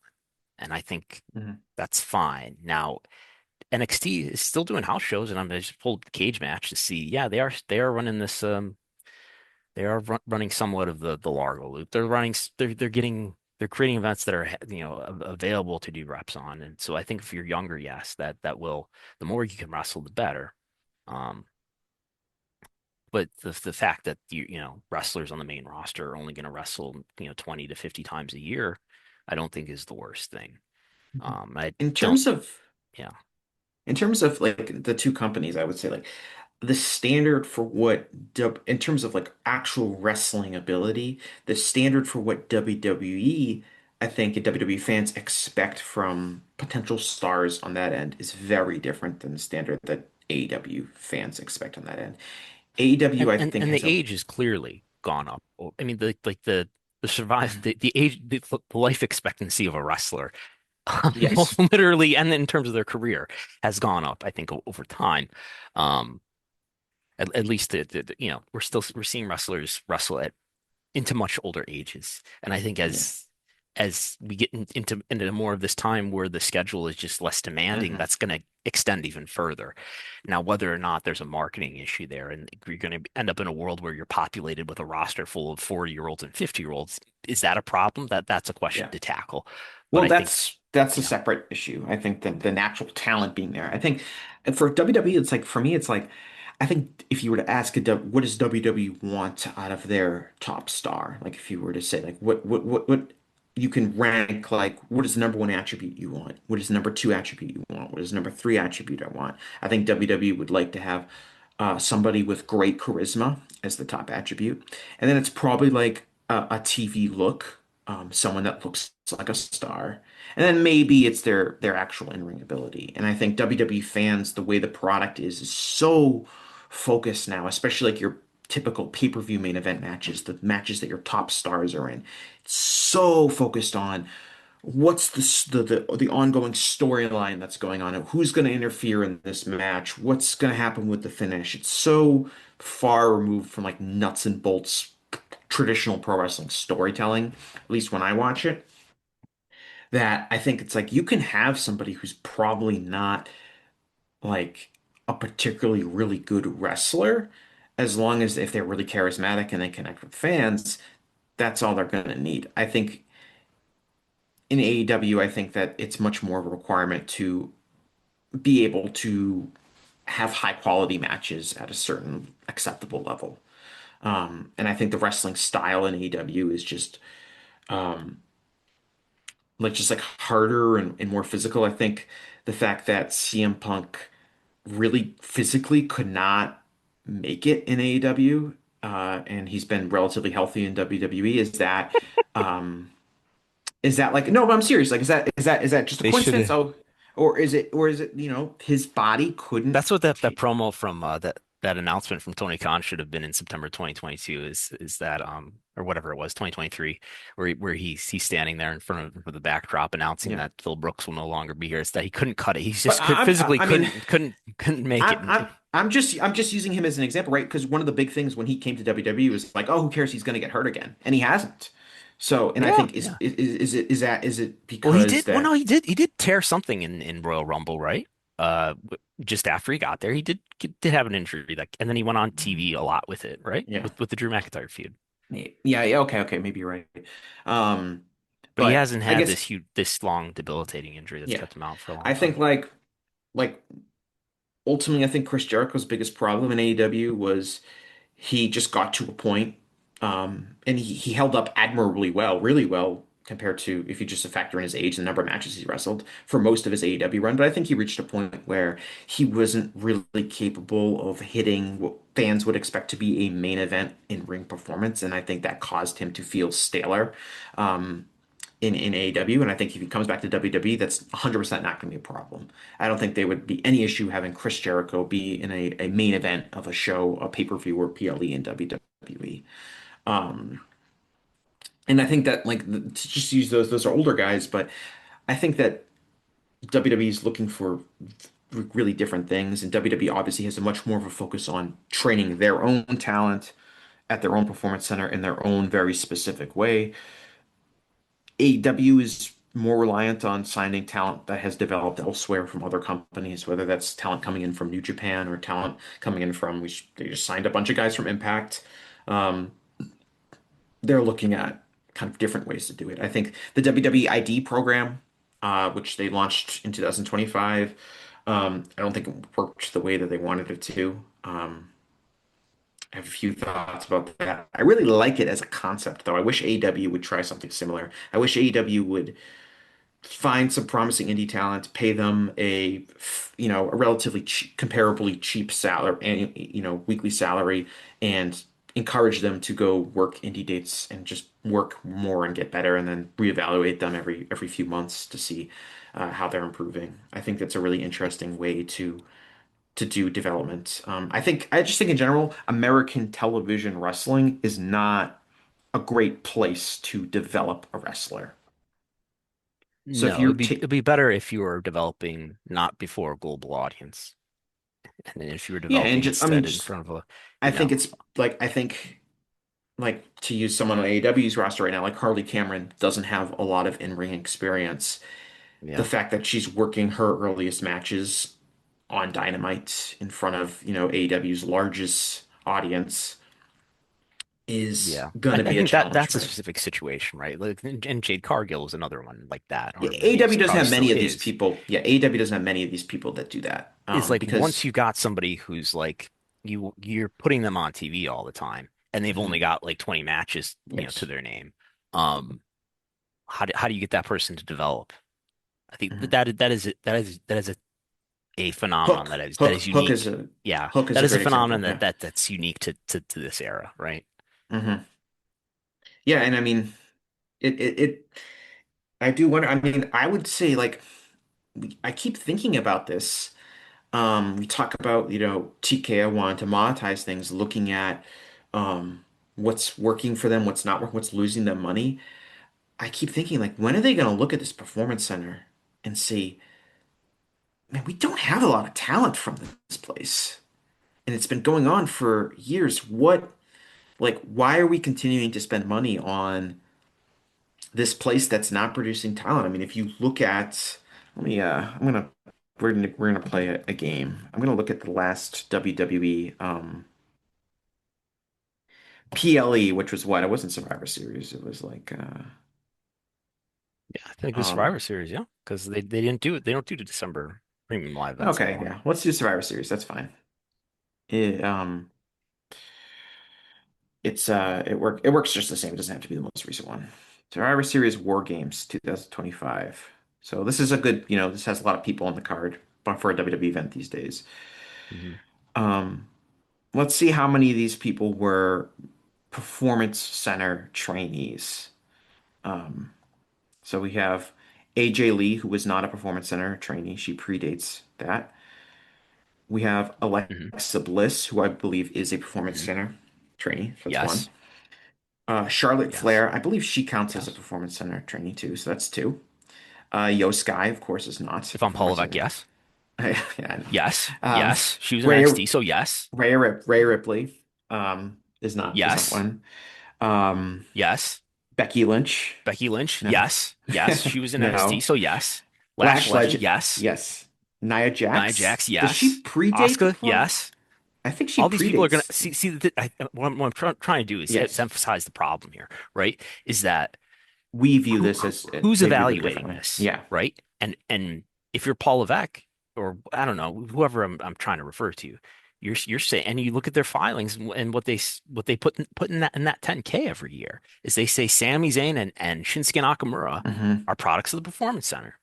And if you're Mark Shapiro, do you know any better? And I don't know if it's him Yeah. that's going to directly evaluate it, but I'm talking about like the disconnect in how we're Yes. going to view it Hmm. as global wrestling fans and how they're going to view it internally. I think that might be the a difference in the justification. Now, I think what our point is more salient in that, like, right, obviously Io Sky, her talent uh, well predates Hmm. the time in NXT that she spent. Um, I don't know. I think it probably makes a lot of sense financially if you know, if you're, just looking at the stock price to say, why does this place exist? We got the Apex out there. Let's just put it all together out there Yeah. and consolidate that. Yeah. Yeah. I mean, there's also like, I don't know, there's a lot of jobs being justified in talent development. A lot of old wrestlers that their jobs are working the performance center. Uh, And what sponsorship name can we put on the Performance Center? We've got the Meta Apex. What can we make it like do GNC still exist? The GNC Performance Center, the HIMS GNC's got Perform. they gotta still exist. GNC. Uh, you can probably find like that like a mega church to sponsor it. To be honest. Uh, anyway, um, it's just interesting. Like over the long run. Like, and again, this is now the performance center. We're now talking about you know 10, 15 years of time that the results on it have been very poor. Like, All these people came Charlotte. from the Performance Center. Um, or if they didn't come from the Performance Center, it's because they were with us before the Performance Center. Yes. We talk about like Charlotte Flair is 39 years old and she's a performance center, and she wasn't like old coming out of the performance center. So no, this has been a long time. This thing has existed, and the returns Yeah. on that. I mean, I think the women are doing better. Like, but if you look at like who are the men in WWE that they're leaning on to be stars, there's a lot riding, I think, on Braun Breaker because he is the only person that they really have with any momentum right now who has not been on television for 10 or 15 years. But what Um, if Roman Reigns can be around until he's 50? Cody Rhodes can be around mhm, until they're 50. I mean, right. those guys are exactly my age. They got 10 more years ahead of them, if that's true. Mhm. I get for sure. How consistent are those guys going to be performers? How stale are those guys going to grow Right, as drawing cards? Would be a primary concern. right. If for WWE it doesn't matter as much because you have the institutional. But what if that institutional, fandom gets jeopardized, like I was suggesting earlier? Like, what if you're now more relying on individual stars? Can we just keep getting celebrities and training them to wrestle Yes. as If a they're good living? at, I mean, Logan Paul, I mean, Ronda Rousey didn't work out, and she clearly is a phenomenal Well, Rhonda athlete. did. She did work out for a period of time. Yeah. Um, but yeah, yeah. I mean, Logan Paul at this point is a member of the roster. He's a celebrity in terms of like social media followers and like being a name that some people might recognize that don't follow wrestling, but he is essentially a regular member of the WWE roster. Um, Mm. I mean, we're one thing we as a society, I don't know what the deal is, we're way better at training celebrities to do wrestling matches though than we That's were like strange, isn't it? It's not surprising. And even Dominic 15. Mysterio even had some problems at first, but look, he's quite over. Look, he was the wrestler of the year. End of Dominic, yeah. story. End of I, story. I will Wrestler say of the year. that's not a good sign for WWE that like in awards that they have to win, that they picked like a comedy mid-card act to be their wrestler of the year. Like ESPN had to give a Thez Flair WWE wrestler Dominic, that. okay? Thez Flair Uh, Dominic. Thez Flair Dominic. So like the award will be Thez/Flair/Dominic, right? Yes. I want to talk about TNA really quick. TNA obviously Let's had talk their about TNA. they I had their watched some wrestling. Now, I don't watch much wrestling, but I Mhm. watched some wrestling last night. Did you Did watch you? some wrestling? Yeah, I Did turned you? it on, most of it. I had it on for most of the time. Was that Um, wrestling? it was total nonstop action. That's what it was. So TNA has their this is a big year for TNA, right? They're back on a cable television station American movie classics. that is Yep. on a is one of the 36 original cable channels, correct? AMC. Probably. It was for Probably. me. It was channel Probably. 50. It was channel 57 in the Collings household as a kid. History Channel Yeah. was one above it. Um, but so they had they're back on their Let's best review the health. I would say show. this Let's is go their segment by segment here. AJ Styles comes this out and is he says, I'm only going to be out here for a little while because this is a wrestling. He didn't say it like that, but you know what I mean. Like yeah. this is a wrestling show God and he forbid had he to get out wrestled. of the God way. forbid he wrestled a match. Yeah, God forbid he wrestled And the there match. were three wrestling matches on this show. Yeah. But this is TNA's biggest television outlet since they were on Spike TV, um, the network formerly known as Spike TV. Um, so, um, a chance, I guess, to do something. I think that subsequent to that announcement that they're going to be on AMC, I think we've gotten more information. Maybe it's more. I would say it's more evidence than information necessarily that this television deal is maybe not as lucrative as we may have originally assumed. And where does that I mean, position? I see little reason to believe that's it. What's the value? I mean, it's exactly what you just said, is Yeah, that this is the strongest network they've been on since 2014.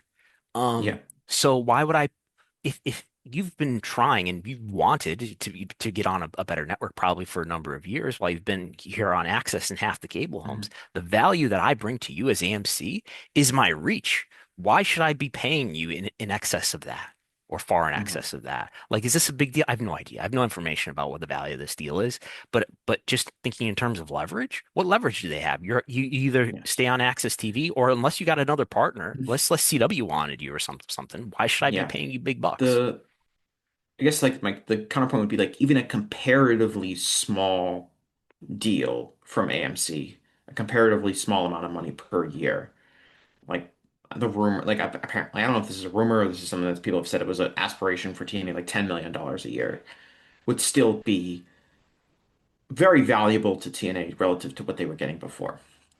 Which was what? Um, Nothing because they were on a company that was owned by a network that was owned by the company that owns TNA.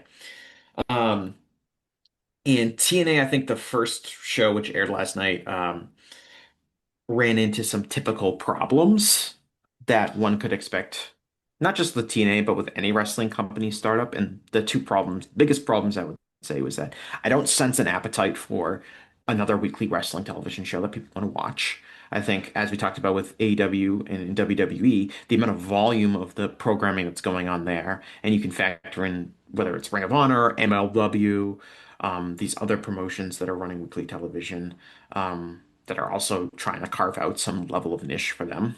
Um, is there a huge appetite for that? No. Is there good talent available to flesh out your roster? I would also say that if there is, that TNA needs to go find them because I was not impressed with the talent that they have on the show last evening. And then as we're talking about creatively, in terms of who is in charge of the creative aspects of this, I think the company really dropped the ball. I'm not breaking any, not saying anything bold right there with that statement in it. It just felt like it feels like this AMC thing's doomed to fail. And last night was not reassuring in any way whatsoever that it's going to be a success and that this is the beginning of a rise back to a level of significant prominence for TNA. Yeah, I mean, this is kind of what wrestling is, right? It's a world which is controlled by inertia and by the people who are already in the room, and that's what it's gonna be. And barring massive scandal like the kind that brought Vince down, it it's wrestling is this world in which there is no difference made between power and wisdom. Those are the same things in wrestling. There's no separating those things. So the people who have the power are the people who are the wise people, and we trust them and we have them do seminars and we pay them to hear their wisdom.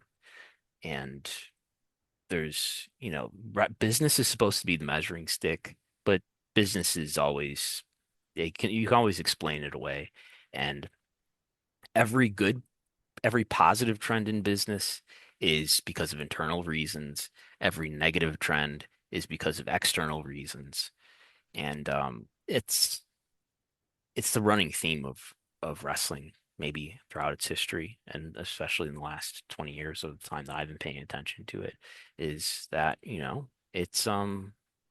that's why it doesn't get better. It gets more ridiculous. And it's a comedy of errors. And I think the Some best would way say to that our follow, political structure follows a very similar beat. maybe, if there were no elections also. Um, Some would say that our political structure is following a very similar beat. But if right, all I those think, elections could be explained away and interpreted in different ways, yes, which maybe I mean, sometimes they are. TNA's history is representative of this point in the sense of that the wrestling business has struggled to get away from old habits, established tropes, what a wrestling company is supposed to look like, largely stuff that was established by Vince McMahon or later maybe Eric Bischoff with the launch of Nitro and things like that. Yeah. And TNA, even when there's been, I think, real opportunities and more obvious ways to differentiate itself from what was acceptable in the mainstream wrestling, you can go back to, when Hogan and Bischoff came in 2010, and they just kind of stripping away anything that made TNA unique, no six-sided ring, not focused on the X division, old WWE stars, let's push them forward. Um, Back when there was a far, far greater opportunity for TNA in the wrestling space than there is now. Um, TNA's never rose to the challenge, and a lot of it is because they're stuck in the past and what people view as successful wrestling is what WWE has been doing, but not even what WWE is doing now, what WWE was doing 30 years ago. Um, You want to and hear you can't, an interesting fact? How many years did WCW exist for? From, let's say, 88 to 2001, that's what, 13 years. How many years did ECW exist for? From when do you start the clock on ECW? like, I think it's 92, 93? 92 or 93. Joe Lanza will get mad, but we don't know So this data off the top eight of or our heads. nine So, years. yeah, So let's say seven it's or nine. seven. I mean. 7 or 8 years, really. 7 or 8? Let's say it's Yeah, eight. because it's pretty much done by 2000, the end of 2000. What's 8 plus 13? That's 21. 21. How many years has TNA been around for? This is year 23 years? 24. This will be year 24 in Slammiversary That's right. time. Yeah. ECW and WCW, their lifespans combined are not greater, are less than the lifespan to date, still and counting of TNA. And it has just continued to exist and exist. So I don't know how. I saw a post somewhere being like, oh, well, once they get their feet under them, things will turn around. And someone said this was episode 12, or one, like 1232 of Impact or something number like that. 1,121. Yeah. So it is, it's, I don't know, like, I would say like it's a wasted opportunity, but right now, I feel like there's not an opportunity for a third major wrestling company in the United States. Um, I think that there was an opportunity throughout most of TNA's history, but I think AEW has largely rendered that opportunity moot by filling in the void with a really, by wrestling standards, well organized and certainly well financed operation that can reach them. I mean, just the talent alone is just not there. I mean, you're main eventing your first show with Santana versus Kazarian, which is nothing against either of those guys, and I like both of those guys as That was probably the wrestlers best thing fine, on but the that show, yeah, I think. easily. I mean, the finish was what it was, um, but you look at like, okay, who is, it's WWE washouts, it's the Hardy Boys, whatever you can squeeze one more, event out of them. Um, it's indicative of what it is. But it'll be interesting. I mean, uh, attendance to be determined, but at least WrestleTix had 2,700 people at the Curtis Caldwell Center, which is a large crowd for wrestling for sure. I saw some empty seats behind AJ Francis, though. Well, I think TNA claimed that it was sold out, but Well, it didn't look. I It looked like they could have fit a few more people in. Anyway, Curtis Caldwell Center is owned and operated by the Independent School District of Garland or something. So they received a public records request this afternoon. So looking forward to their response. yes. Well, they set their attendance record at the Songus Center They did in Lowell, they Massachusetts. drew a great crowd at the Zonga Center. There's little disputing I that. should have went to that and like, where was Jason Umpresser? Where was he was he boots on the ground for that? I don't think so. That's his arena. Yes. I mean, literally, like, he would know if that thing was filled. We the last thing I kind of wanted to mention was, and this goes back to like stars and elevation. There's more of a booking discussion, than anything, but impacts the business as well. It seems to me like, to use AEW and WWE as an example, but New Japan is also a tremendous example, at least lately. Everyone that runs a wrestling company seems to be obsessed with the idea that somebody becomes a main event act through years and years of slowly climbing a ladder forward. And that there's incredible lack of urgency when it comes to elevating a top talent. When Hmm. historically, Hmm. when historically, wrestling has been usually taken off by a hot new act that kind of rapidly shoots up the card.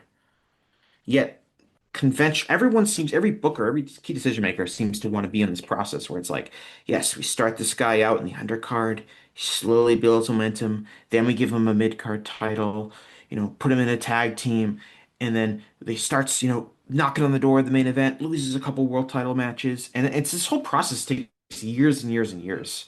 And it's kept the business very stagnant, especially in WWE's end. Um, or even if you take someone like Braun Breaker, who I think a lot of people were really high on when he first came up to the main roster 2 years ago, and is a little bit closer to becoming maybe a top star, but the progress is very incremental. And I wonder why that has become the case across the board. Because wrestlers stay around longer and stay healthier longer and longer. So there's So less urgency. the competition is, if you think of it as competition, like there's just tons of other people who are staying around longer and competing for those Mhm. spots, right? Like Drew McIntyre is the same age as me too. You got Drew McIntyre and Cody Rhodes and Roman Reigns, and like I said, those guys aren't going to retire anytime soon. Maybe they'll be around for another 10 years, maybe 15 years. I don't know. Mhm. Um, Well, and when your business is not relying on house shows or selling a weekly, a monthly pay-per-view to a certain rate, there's less urgency to, okay, we really got to make a new star because business is going down. The business is much more consistent um, on a week-to-week, month-to-month, even year-to-year basis than it was in the past. So there's less urgency to being like, all right, who's going to be our new star? It just feels like it's keeping everything very stagnant because, okay, yeah, Cody is going to be around for a while, but I think we're already seeing Cody's drawing power wane as a top guy. He was great when he first jumped back to WWE. One of my favorite charts you ever did was you had um, like a market to market comparison, and he put the little Cody Rhodes logo on shows that had Cody Rhodes on them uh, from the year prior, and just seeing like Cody was a legitimately huge star for WWE, and he still is a big star, but I think his drawing power has waned because people saw him rise to the top. They paid off that story, they did all that kind of stuff. I would say the creative end for him hasn't been super great in terms of giving him fresh opponents, which part of the problem is it's like, okay, Drew McIntyre can be around and he can even win the world title, but it's not anything fresh or new or engaging. And I think there should be more of a motivation to do that. It's kind of telling that they had two world title matches this week and they put the title on Drew McIntyre, who's close to 40, if not 40, and has been in debuted in WWE in 2009, I think. In that Braun Breaker, they had him lose clean in the middle of the ring to CM Punk. yeah, but I mean, like I can't. There aren't.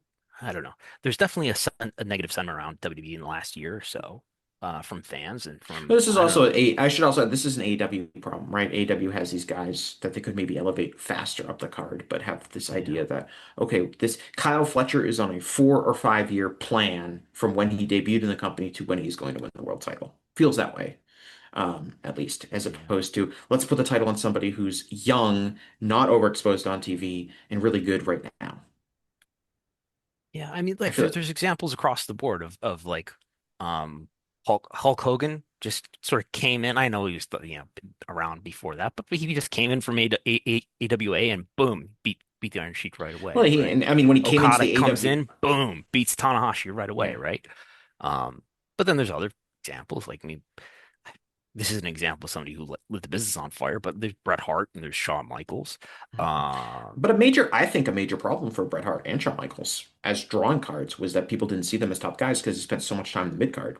And they were smaller. They had that working against them too. But it was like, oh, this company's going down because look, they put the title on this guy. And Steve Austin came in and he was stunning Steve Austin in a different company for a long time. And he was an upper mid carder in WWF. Hmm. Um, I don't, John Cena was around and was a US champion But before pretty they pushed quick. him up But the John card. Cena's pretty quickly. He's within 5 years of him stepping foot in a wrestling ring was probably the biggest wrestling star in the world. Yeah. Like pretty quickly that happened for him. Like Yeah. relatively speaking to these guys. And you're right. Like okay, there's these guys are around longer. Um, they're not working as hard of they're not working all these house show dates, so they're going to presumably last longer. They're people talk. I mean, I talked about this a lot regarding like the William Regal stuff from a couple weeks ago, but I think there's a huge emphasis on like wrestling is very dangerous now because people see really dangerous moves, which is true. There's a lot of dangerous moves going on, but the real danger in wrestling historically has been people wrestling for extremely, many dates in an environment where if you really were discouraged both financially and psychologically from missing your dates, um, and these guys are going to presumably last a lot longer because if they break their neck, they're going to take the time to rehabilitate their broken neck. They're not going to continue to work on it because they're afraid of getting fired and not having any money. Um, and they're less likely to break their neck because they're not working 200 matches a year, even I mean, if it was they are just taking bigger the, bumps. the catastrophic injuries that we've seen in recent, in like let's say last, I guess gotta go beyond 10 years, but if I'm thinking of like Misawa, Takayama, and Otani. Um, Hmm. I'm I'm really curious to know, and there's a language barrier and a cultural barrier there. I suspect that those especially were cases where those guys probably needed neck surgery before they went into Hmm. the ring. And they went to the ring and took bumps that, resulted in catastrophic injuries. Um, Hmm. I suspect the culture is just different in the US, and people, um they have incentives to keep going there too, or and less so today, but that they get the medical treatment that they're supposed to get, and that prevents. We haven't seen, like, has anybody, God forbid, gotten paralyzed or died in the ring in the United States that I can In the think major of? company, the ones I can have like Big E did get Yes, paralyzed, but like right, career-ending, right, what appears to be a career-ending neck injury.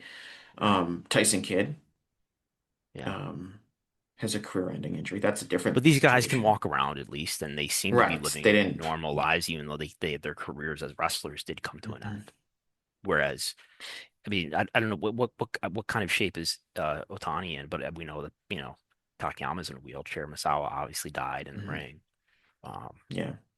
Well, I think that, yeah. I mean, Misawa, like the legend is Misawa, was didn't feel like he could not wrestle because the right. company was depending on him to continue to wrestle and things like that. And as opposed to, I think, like in previous eras, guys were more worried about, like I know William Regal wrote about how he, wrestled on a broken neck for he did like 130 matches in a year while Mhm. wrestling on a broken neck. And it's like well, that wasn't because of the company, that was because he would probably not make money, would be fired if he was seen as having a broken neck. And the way that not like the wrestlers are treated amazingly right now, but they're treated much better in previous generations. But I And think if you talk there's about there's such like an head drops emphasis. in particular, as somebody who took a fair amount of head drops, I would say I think there's a difference. Oh, it For shows. It shows with your analysis, Brandon.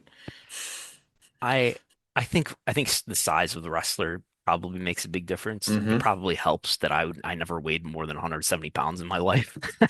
Um, so like I tend to think smaller wrestlers can withstand this better, whereas somebody like now the Big E injury was not the kind of head drop that I'm thinking of, where like it's a back suplex, Yes. German suplex type head drop. I mean, Mm-hmm. that was a belly to belly overhead, where I think that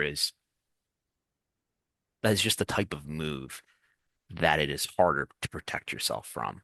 And Yes. when you And combine that with, in the contrary, with Big E, the fact that he had a neck that looked the way that it did probably saved him from more permanent damage. and I suspect him being a big person, uh, Mm-hmm. just it just that it just elevated the amount of weight that was going to hit, for that Yeah. type of move. Um, but I think in general, for wrestlers who are good wrestlers, when it comes to these backward moving head drops, for the most part, I think they can be done quite safely. Um, Or at least with minimal risk relative to the general risk that you take anytime you're in a wrestling ring doing any move. I mean, we've I seen mean, if you look. it's a lot it's more dangerous to take a high angle back suplex than it is to take a flat back bump, right? But Yeah. if you're a competent wrestler, and yes, when doing a back suplex from the canvas isn't as dangerous as doing a back suplex from the top rope. All these things Mm-hmm. have variable risks to them. Um, but I think there's kind of this, I don't know. I trust good wrestlers to know what they're doing, Like I think like this concern around like this is too much of a risk. Like these people, for the most part, the good ones know what they're doing, and I think they're fine. Mm-hmm. Yeah, yeah, I mean, individual athleticism is a big factor. I know that's what Kenny Omega said. Like, I Yeah. would never do a shooting star press with a corkscrew. That sounds way too dangerous, but I wouldn't tell Pac that he can't do that. Um, I do think it's like I think yeah, size makes a difference. I think like the kind of shape that these guys are in. If these guys haven't aren't wrestling 20 matches a month, So your stamina, your strength, um, if you're nursing some injuries that make it much more more likely for a accident to occur. Guys, not as many guys walking around with a bunch of unnatural muscle mass probably is better for injury purposes. Um, I don't know. I don't know if is training better? Who knows? Um, but people are at least more aware of things. It's a interesting. It comes up a lot, and I just always think it's like I think people really focus on the moves because that's something really visceral that they're seeing different. Like, oh my God, this guy, like, here's this guy did a pile driver off the second rope. Oh my God, you would never see that back then. Blah blah blah. It's got ipso facto, it's more dangerous, but there's so many aspects of the industry that are make it safer, really, than ever. And there's always going to be Wrestling outstanding examples wrestling too. is doing magic, right? Like I know there was remember there was all the hullabaloo and discussion around like the Tiger Driver 91. So I never took a Tiger Driver 91 or anything like that. But like there's there's safe ways to do things. And especially Hmm. so if we're talking about like the high angle back suplexes. Like Yeah. I've been hurt is not the right word. Like I wasn't injured, but you can spike somebody. I've probably discussed this before, but you can spike Hmm. somebody or you can drop them at the right angle with the right in sync bump with them so that Hmm. they pop over and it looks like you dropped them on their fucking head, Yes, but you that's didn't. that's the professionalism that comes into play with skilled professional wrestling. Or I can land just before you do and drop you right on your neck and it'll hurt and maybe it'll injure you. Hmm. Or you could do that. Um, but for the most part, if you know what you're doing, it's probably going to go okay. Now you are accepting a big risk. That's the nature of pro wrestling. By doing Yeah, stuff, and things can there's always go wrong. just yeah, there's kind of a randomness because if you look at what are the most devastating injuries that have occurred in wrestling, a lot of them are from moves that aren't viewed as particularly that dangerous. I think I forget if it was Otani or Takayama. One of them is like a botched sunset flip. I think it was Takayama. Yeah, I think so. Um, he does like a botched sunset flip and just didn't Yeah, rotate. Otani is the German into the bottom turnbuckle. Yeah, Misawa is a back suplex. yeah, a standard bump taught in pretty much any wrestling school. I know, like Pero Aguayo Jr. took a drop toe hold into the ropes. Right. I feel like I still don't understand what am I supposed to learn from that? Yeah. Um, I know Tyson Kidd's injury was a muscle Muscle buster, Buster. a move that Samoa Joe has performed safely thousands of Yeah. times, presumably. Big E's was it was Big E's is kind of the closest to being like, The overhead belly to belly suplex is has an inherent danger to it that a lot of moves don't. right. And it was done on the Yeah, outside. right. Um, and I don't know, It, it it was it's done that by going forward. That going forward is a dangerous thing, Mhm. especially when you're his weight, I think. As opposed to going backwards Yeah. is different because there's this tuck that you can do that you can't Mhm. do. You can't benefit from the tuck like you can when you're going, Yeah. I'm trying to when think going if forward. AEW has anyone broken their neck? Has anyone like broken their neck in AEW? Like for like the in-ring incident. I know guys have probably had like neck fusion Can surgery and you, stuff like that. do you see, I mean, imagine if they did, you would never be able to forget it. How did Darby broke his ankle, but of all he broke it on like something very minor, I feel like, which is he's kind of the poster boy for this guy's doing too much dangerous stuff, which he probably does to a degree. But I do wonder, like, I don't know, he took that, you know, overhead suplex onto steel steps, which seems like a really bad idea, but he always seems to land the way he needs to land on these things, and he's a light I guy, think and he's made of rubber, I think. that's I mean, you can do that when you're younger. Everyone knows that, right? When you're uh, 19 or 20 years old, you just. But yeah. I mean, I don't know how but he's also someone that doesn't wrestle a super dense schedule, so Mhm.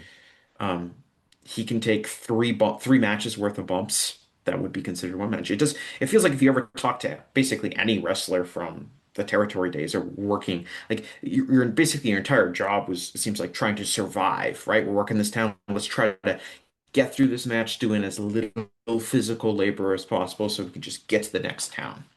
And it's just the TV the TV mindset, the mindset today where you have wrestlers have 30 matches a year, and the ones that take a lot of pride in their work are going to go as hard as they can in those 30 to 50 matches they wrestle. The thing that I think is when I watch old wrestling, what has jumped out to me watching old wrestling the last couple of years is how the objective was different in that I don't think they were just trying to not, to do as little as possible, to be efficient and all that. I mean, that's to an extent.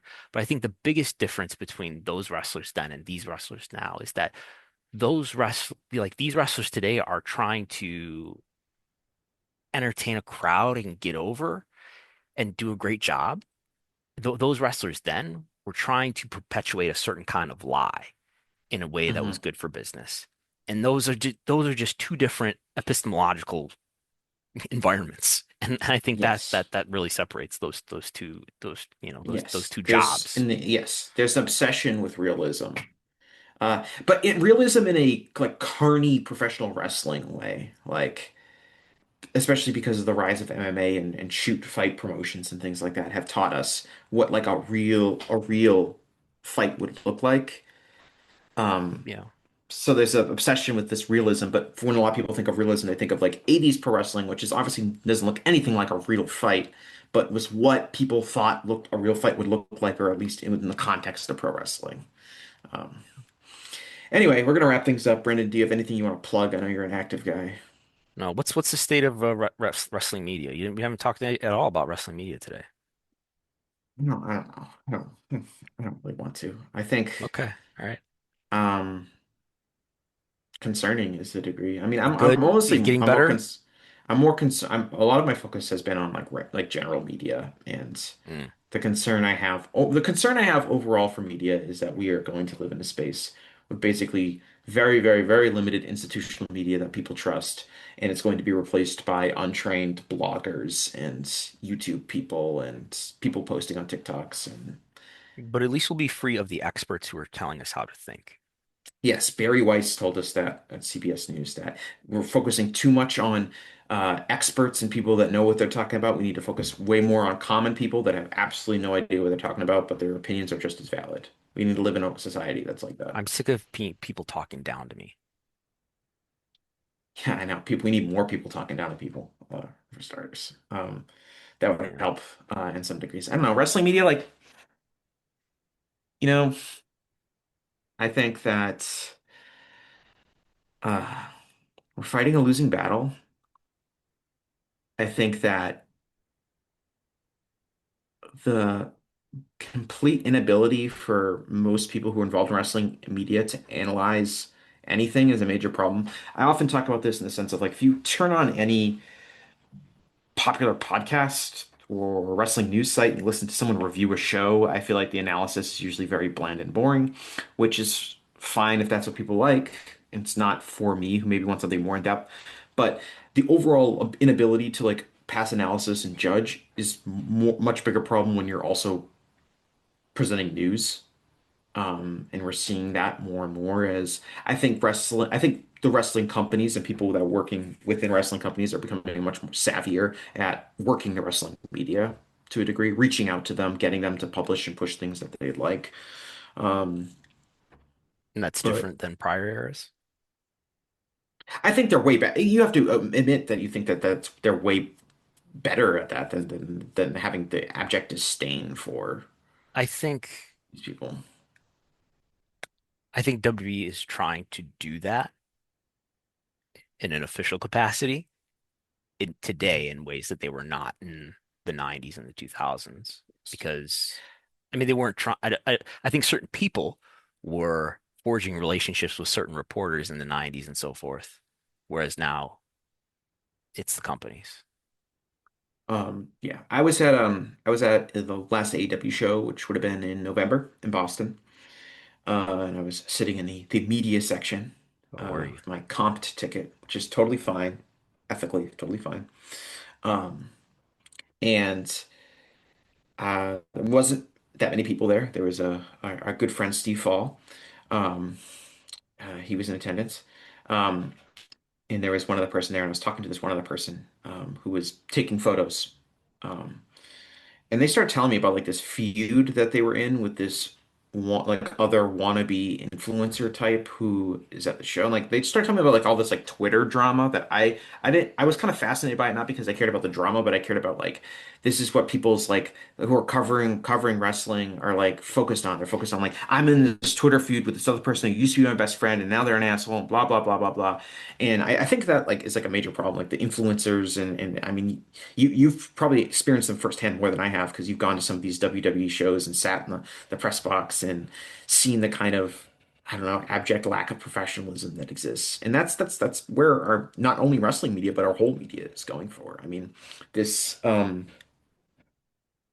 this whole scene in Minneapolis started because a wannabe influencer went and made a video about Somalian daycare centers being frauds and there were no kids there and that kicked off this whole thing that's going on in Minneapolis right now. And it was because of we people don't trust institutional news and instead relied on this clearly bad faith person with absolutely no journalistic training pretending that they're breaking a news story.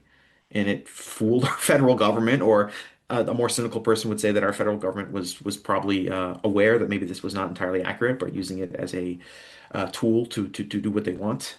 I mean, it comes down to media literacy. It comes down to not people not having um, trust in the news. It has to do with mainstream news and what's considered mainstream news not meeting the moment, which is a major problem. It's a major problem with my company, I think, as I'm seeing that firsthand. Not my publication, but my company. Um, so yeah, I mean, the wrestling news is low on the list, but it's kind of a factor in that. Yeah, I don't know how things can ever change until incentives change, right? It's in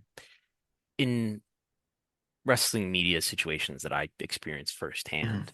I I mean, what Elon Musk has done with Twitter is one example where we've seen the rise of the engagement tweeters, where like I will report a story and I'll share that story on social media, and that will get, you know, let's say, 40,000 impressions, and I'll gonna has the link in there, and maybe a fraction of those people will click on the story, and then whatever these blue check accounts are that I don't even know if they have a website, we'll share a photo with no link to the story, and we'll put the story summary in their version in text, and Mhm. that will get 100,000, hundreds of thousands of impressions, Yep. and it's very disincentive. Like my report, that's not sort of self-serving to say, will have, will be the result of original reporting and research and finding Mhm. records or whatever it is that I Yeah. do. Real And their journalism. Yes. Yeah. and their their work was summarizing my work. Yes. Getting an AI to summarize your work. So Um, what incentive is there to do reporting that whose yeah. objective is I accountability? mean, social media makes it really, really broad. I mean, I run into that problem all the time. Like, I'll write a story in my real job, shoot job, and we will, I'll see it, and maybe some people will interact with it. But what will happen is, the story will be posted on like a community Facebook page group. Let's say I write a story about the Worcester Public Schools, 'cause that's my normal beat, Worcester Public Schools. Worcester? Worcester, as Jimmy Fallon, Ben Affleck, and Matt Damon taught us how to say it. Hmm. Worcester. Um, Worcester. you're a big name in the Worcester wrestling I've circuit. been to Worcester many times. Yeah. Um, you're doing a pretty good impression of Mayor Joe Petty, by the way. Um, anyway, like I'll write that story, and then like maybe there'll be like a Worcester Parents Facebook page that will post the story, but then they won't just post a story. They'll post like if because it's a paywalled story, you need a subscription to see it. They will post like sometimes the entire article in the comment section. Um, and that will get tons of reaction. And it'd be like, okay, well, that was hours of my work and effort and calling people and investigating and verifying information and all of this kind of stuff that is now Yeah. being given away for free because people access everything on social media. I mean, Yeah. that's Yeah. the media space. I mean, I will say this, like And it's There's not no just the engagement tweeters too, right? It's like, yes, there's the engagement, and they're making yeah, whatever Elon pennies they're making. yeah. But then there's all the aggregators too, Hmm. including like F4W Online will do an aggregation sometimes of articles that I do, and I can see that like they're getting multiple times the impressions that we got on our original Hmm. report I'm or secondary work. I'm very concerned with what's happened to F4W online. I think moving forward, like John and Wei and Post are going to be hugely huge, more important than they already are in terms of being able to provide consistent analysis to Well, now it's wrestling. time I for think plugs, right? it's You can read all of my written reporting is yeah. predominantly now for post wrestling, but also there are TV ratings reports that you can get on the WrestleNomics Mhm. Patreon, patreon.com/WrestleNomics, still $5 a month. Despite and we have not adjusted for inflation. Okay, it's been the same price since 2020 or whenever I think 2018. I Mhm. don't know. You're Still not still the impacted by same price for you're not now. impacted by the tariffs yet. There's been no, we've negotiated carefully, and we have not had to adjust our prices yet. Now I'm not saying that we'll never change our prices, but still $5 a month for all of your TV ratings reports and all the monthly reports that are part of the Patreon. What if people want to follow you on social media? What if they want to yell at you on social media? Where can they Then they find should you? delete their account. Delete the app. I discovered yesterday that an article I had written like a month ago had its own Reddit page and had very a wide amount of people saying very mean stuff about me. Um, About you personally. yeah, yeah, like photos of me saying this guy looks like he's 12 years old. I want to newsflash to my haters. Once you turn over 30, when people say you look like 12, you look like you're 12 years old, that's a fucking compliment. Okay? Yeah, yeah. Another, just now you mentioned Reddit. Another thing that grinds my gears is when, I mean, it's a similar issue. I'll Yeah. report a story, I'll break a story, and then somebody will share that story on Reddit, which is a great driver of traffic. But what they'll share is a link to an aggregated story of my story. That might result in me Mhm. DMing the Reddit mods. Mhm. I've heard that's a tough endeavor. No, they've been cooperative. Yeah. Right. You're getting aggregated and then you're getting aggregated again. It's like a game of telephone. Um, and I will report that post, and because that is against the R squared circle mhm. rules or whatever. Yes. Yeah. All right. They do say it's got to be the primary source. So I appreciate that. Mhm. Yeah. We're all trying our best.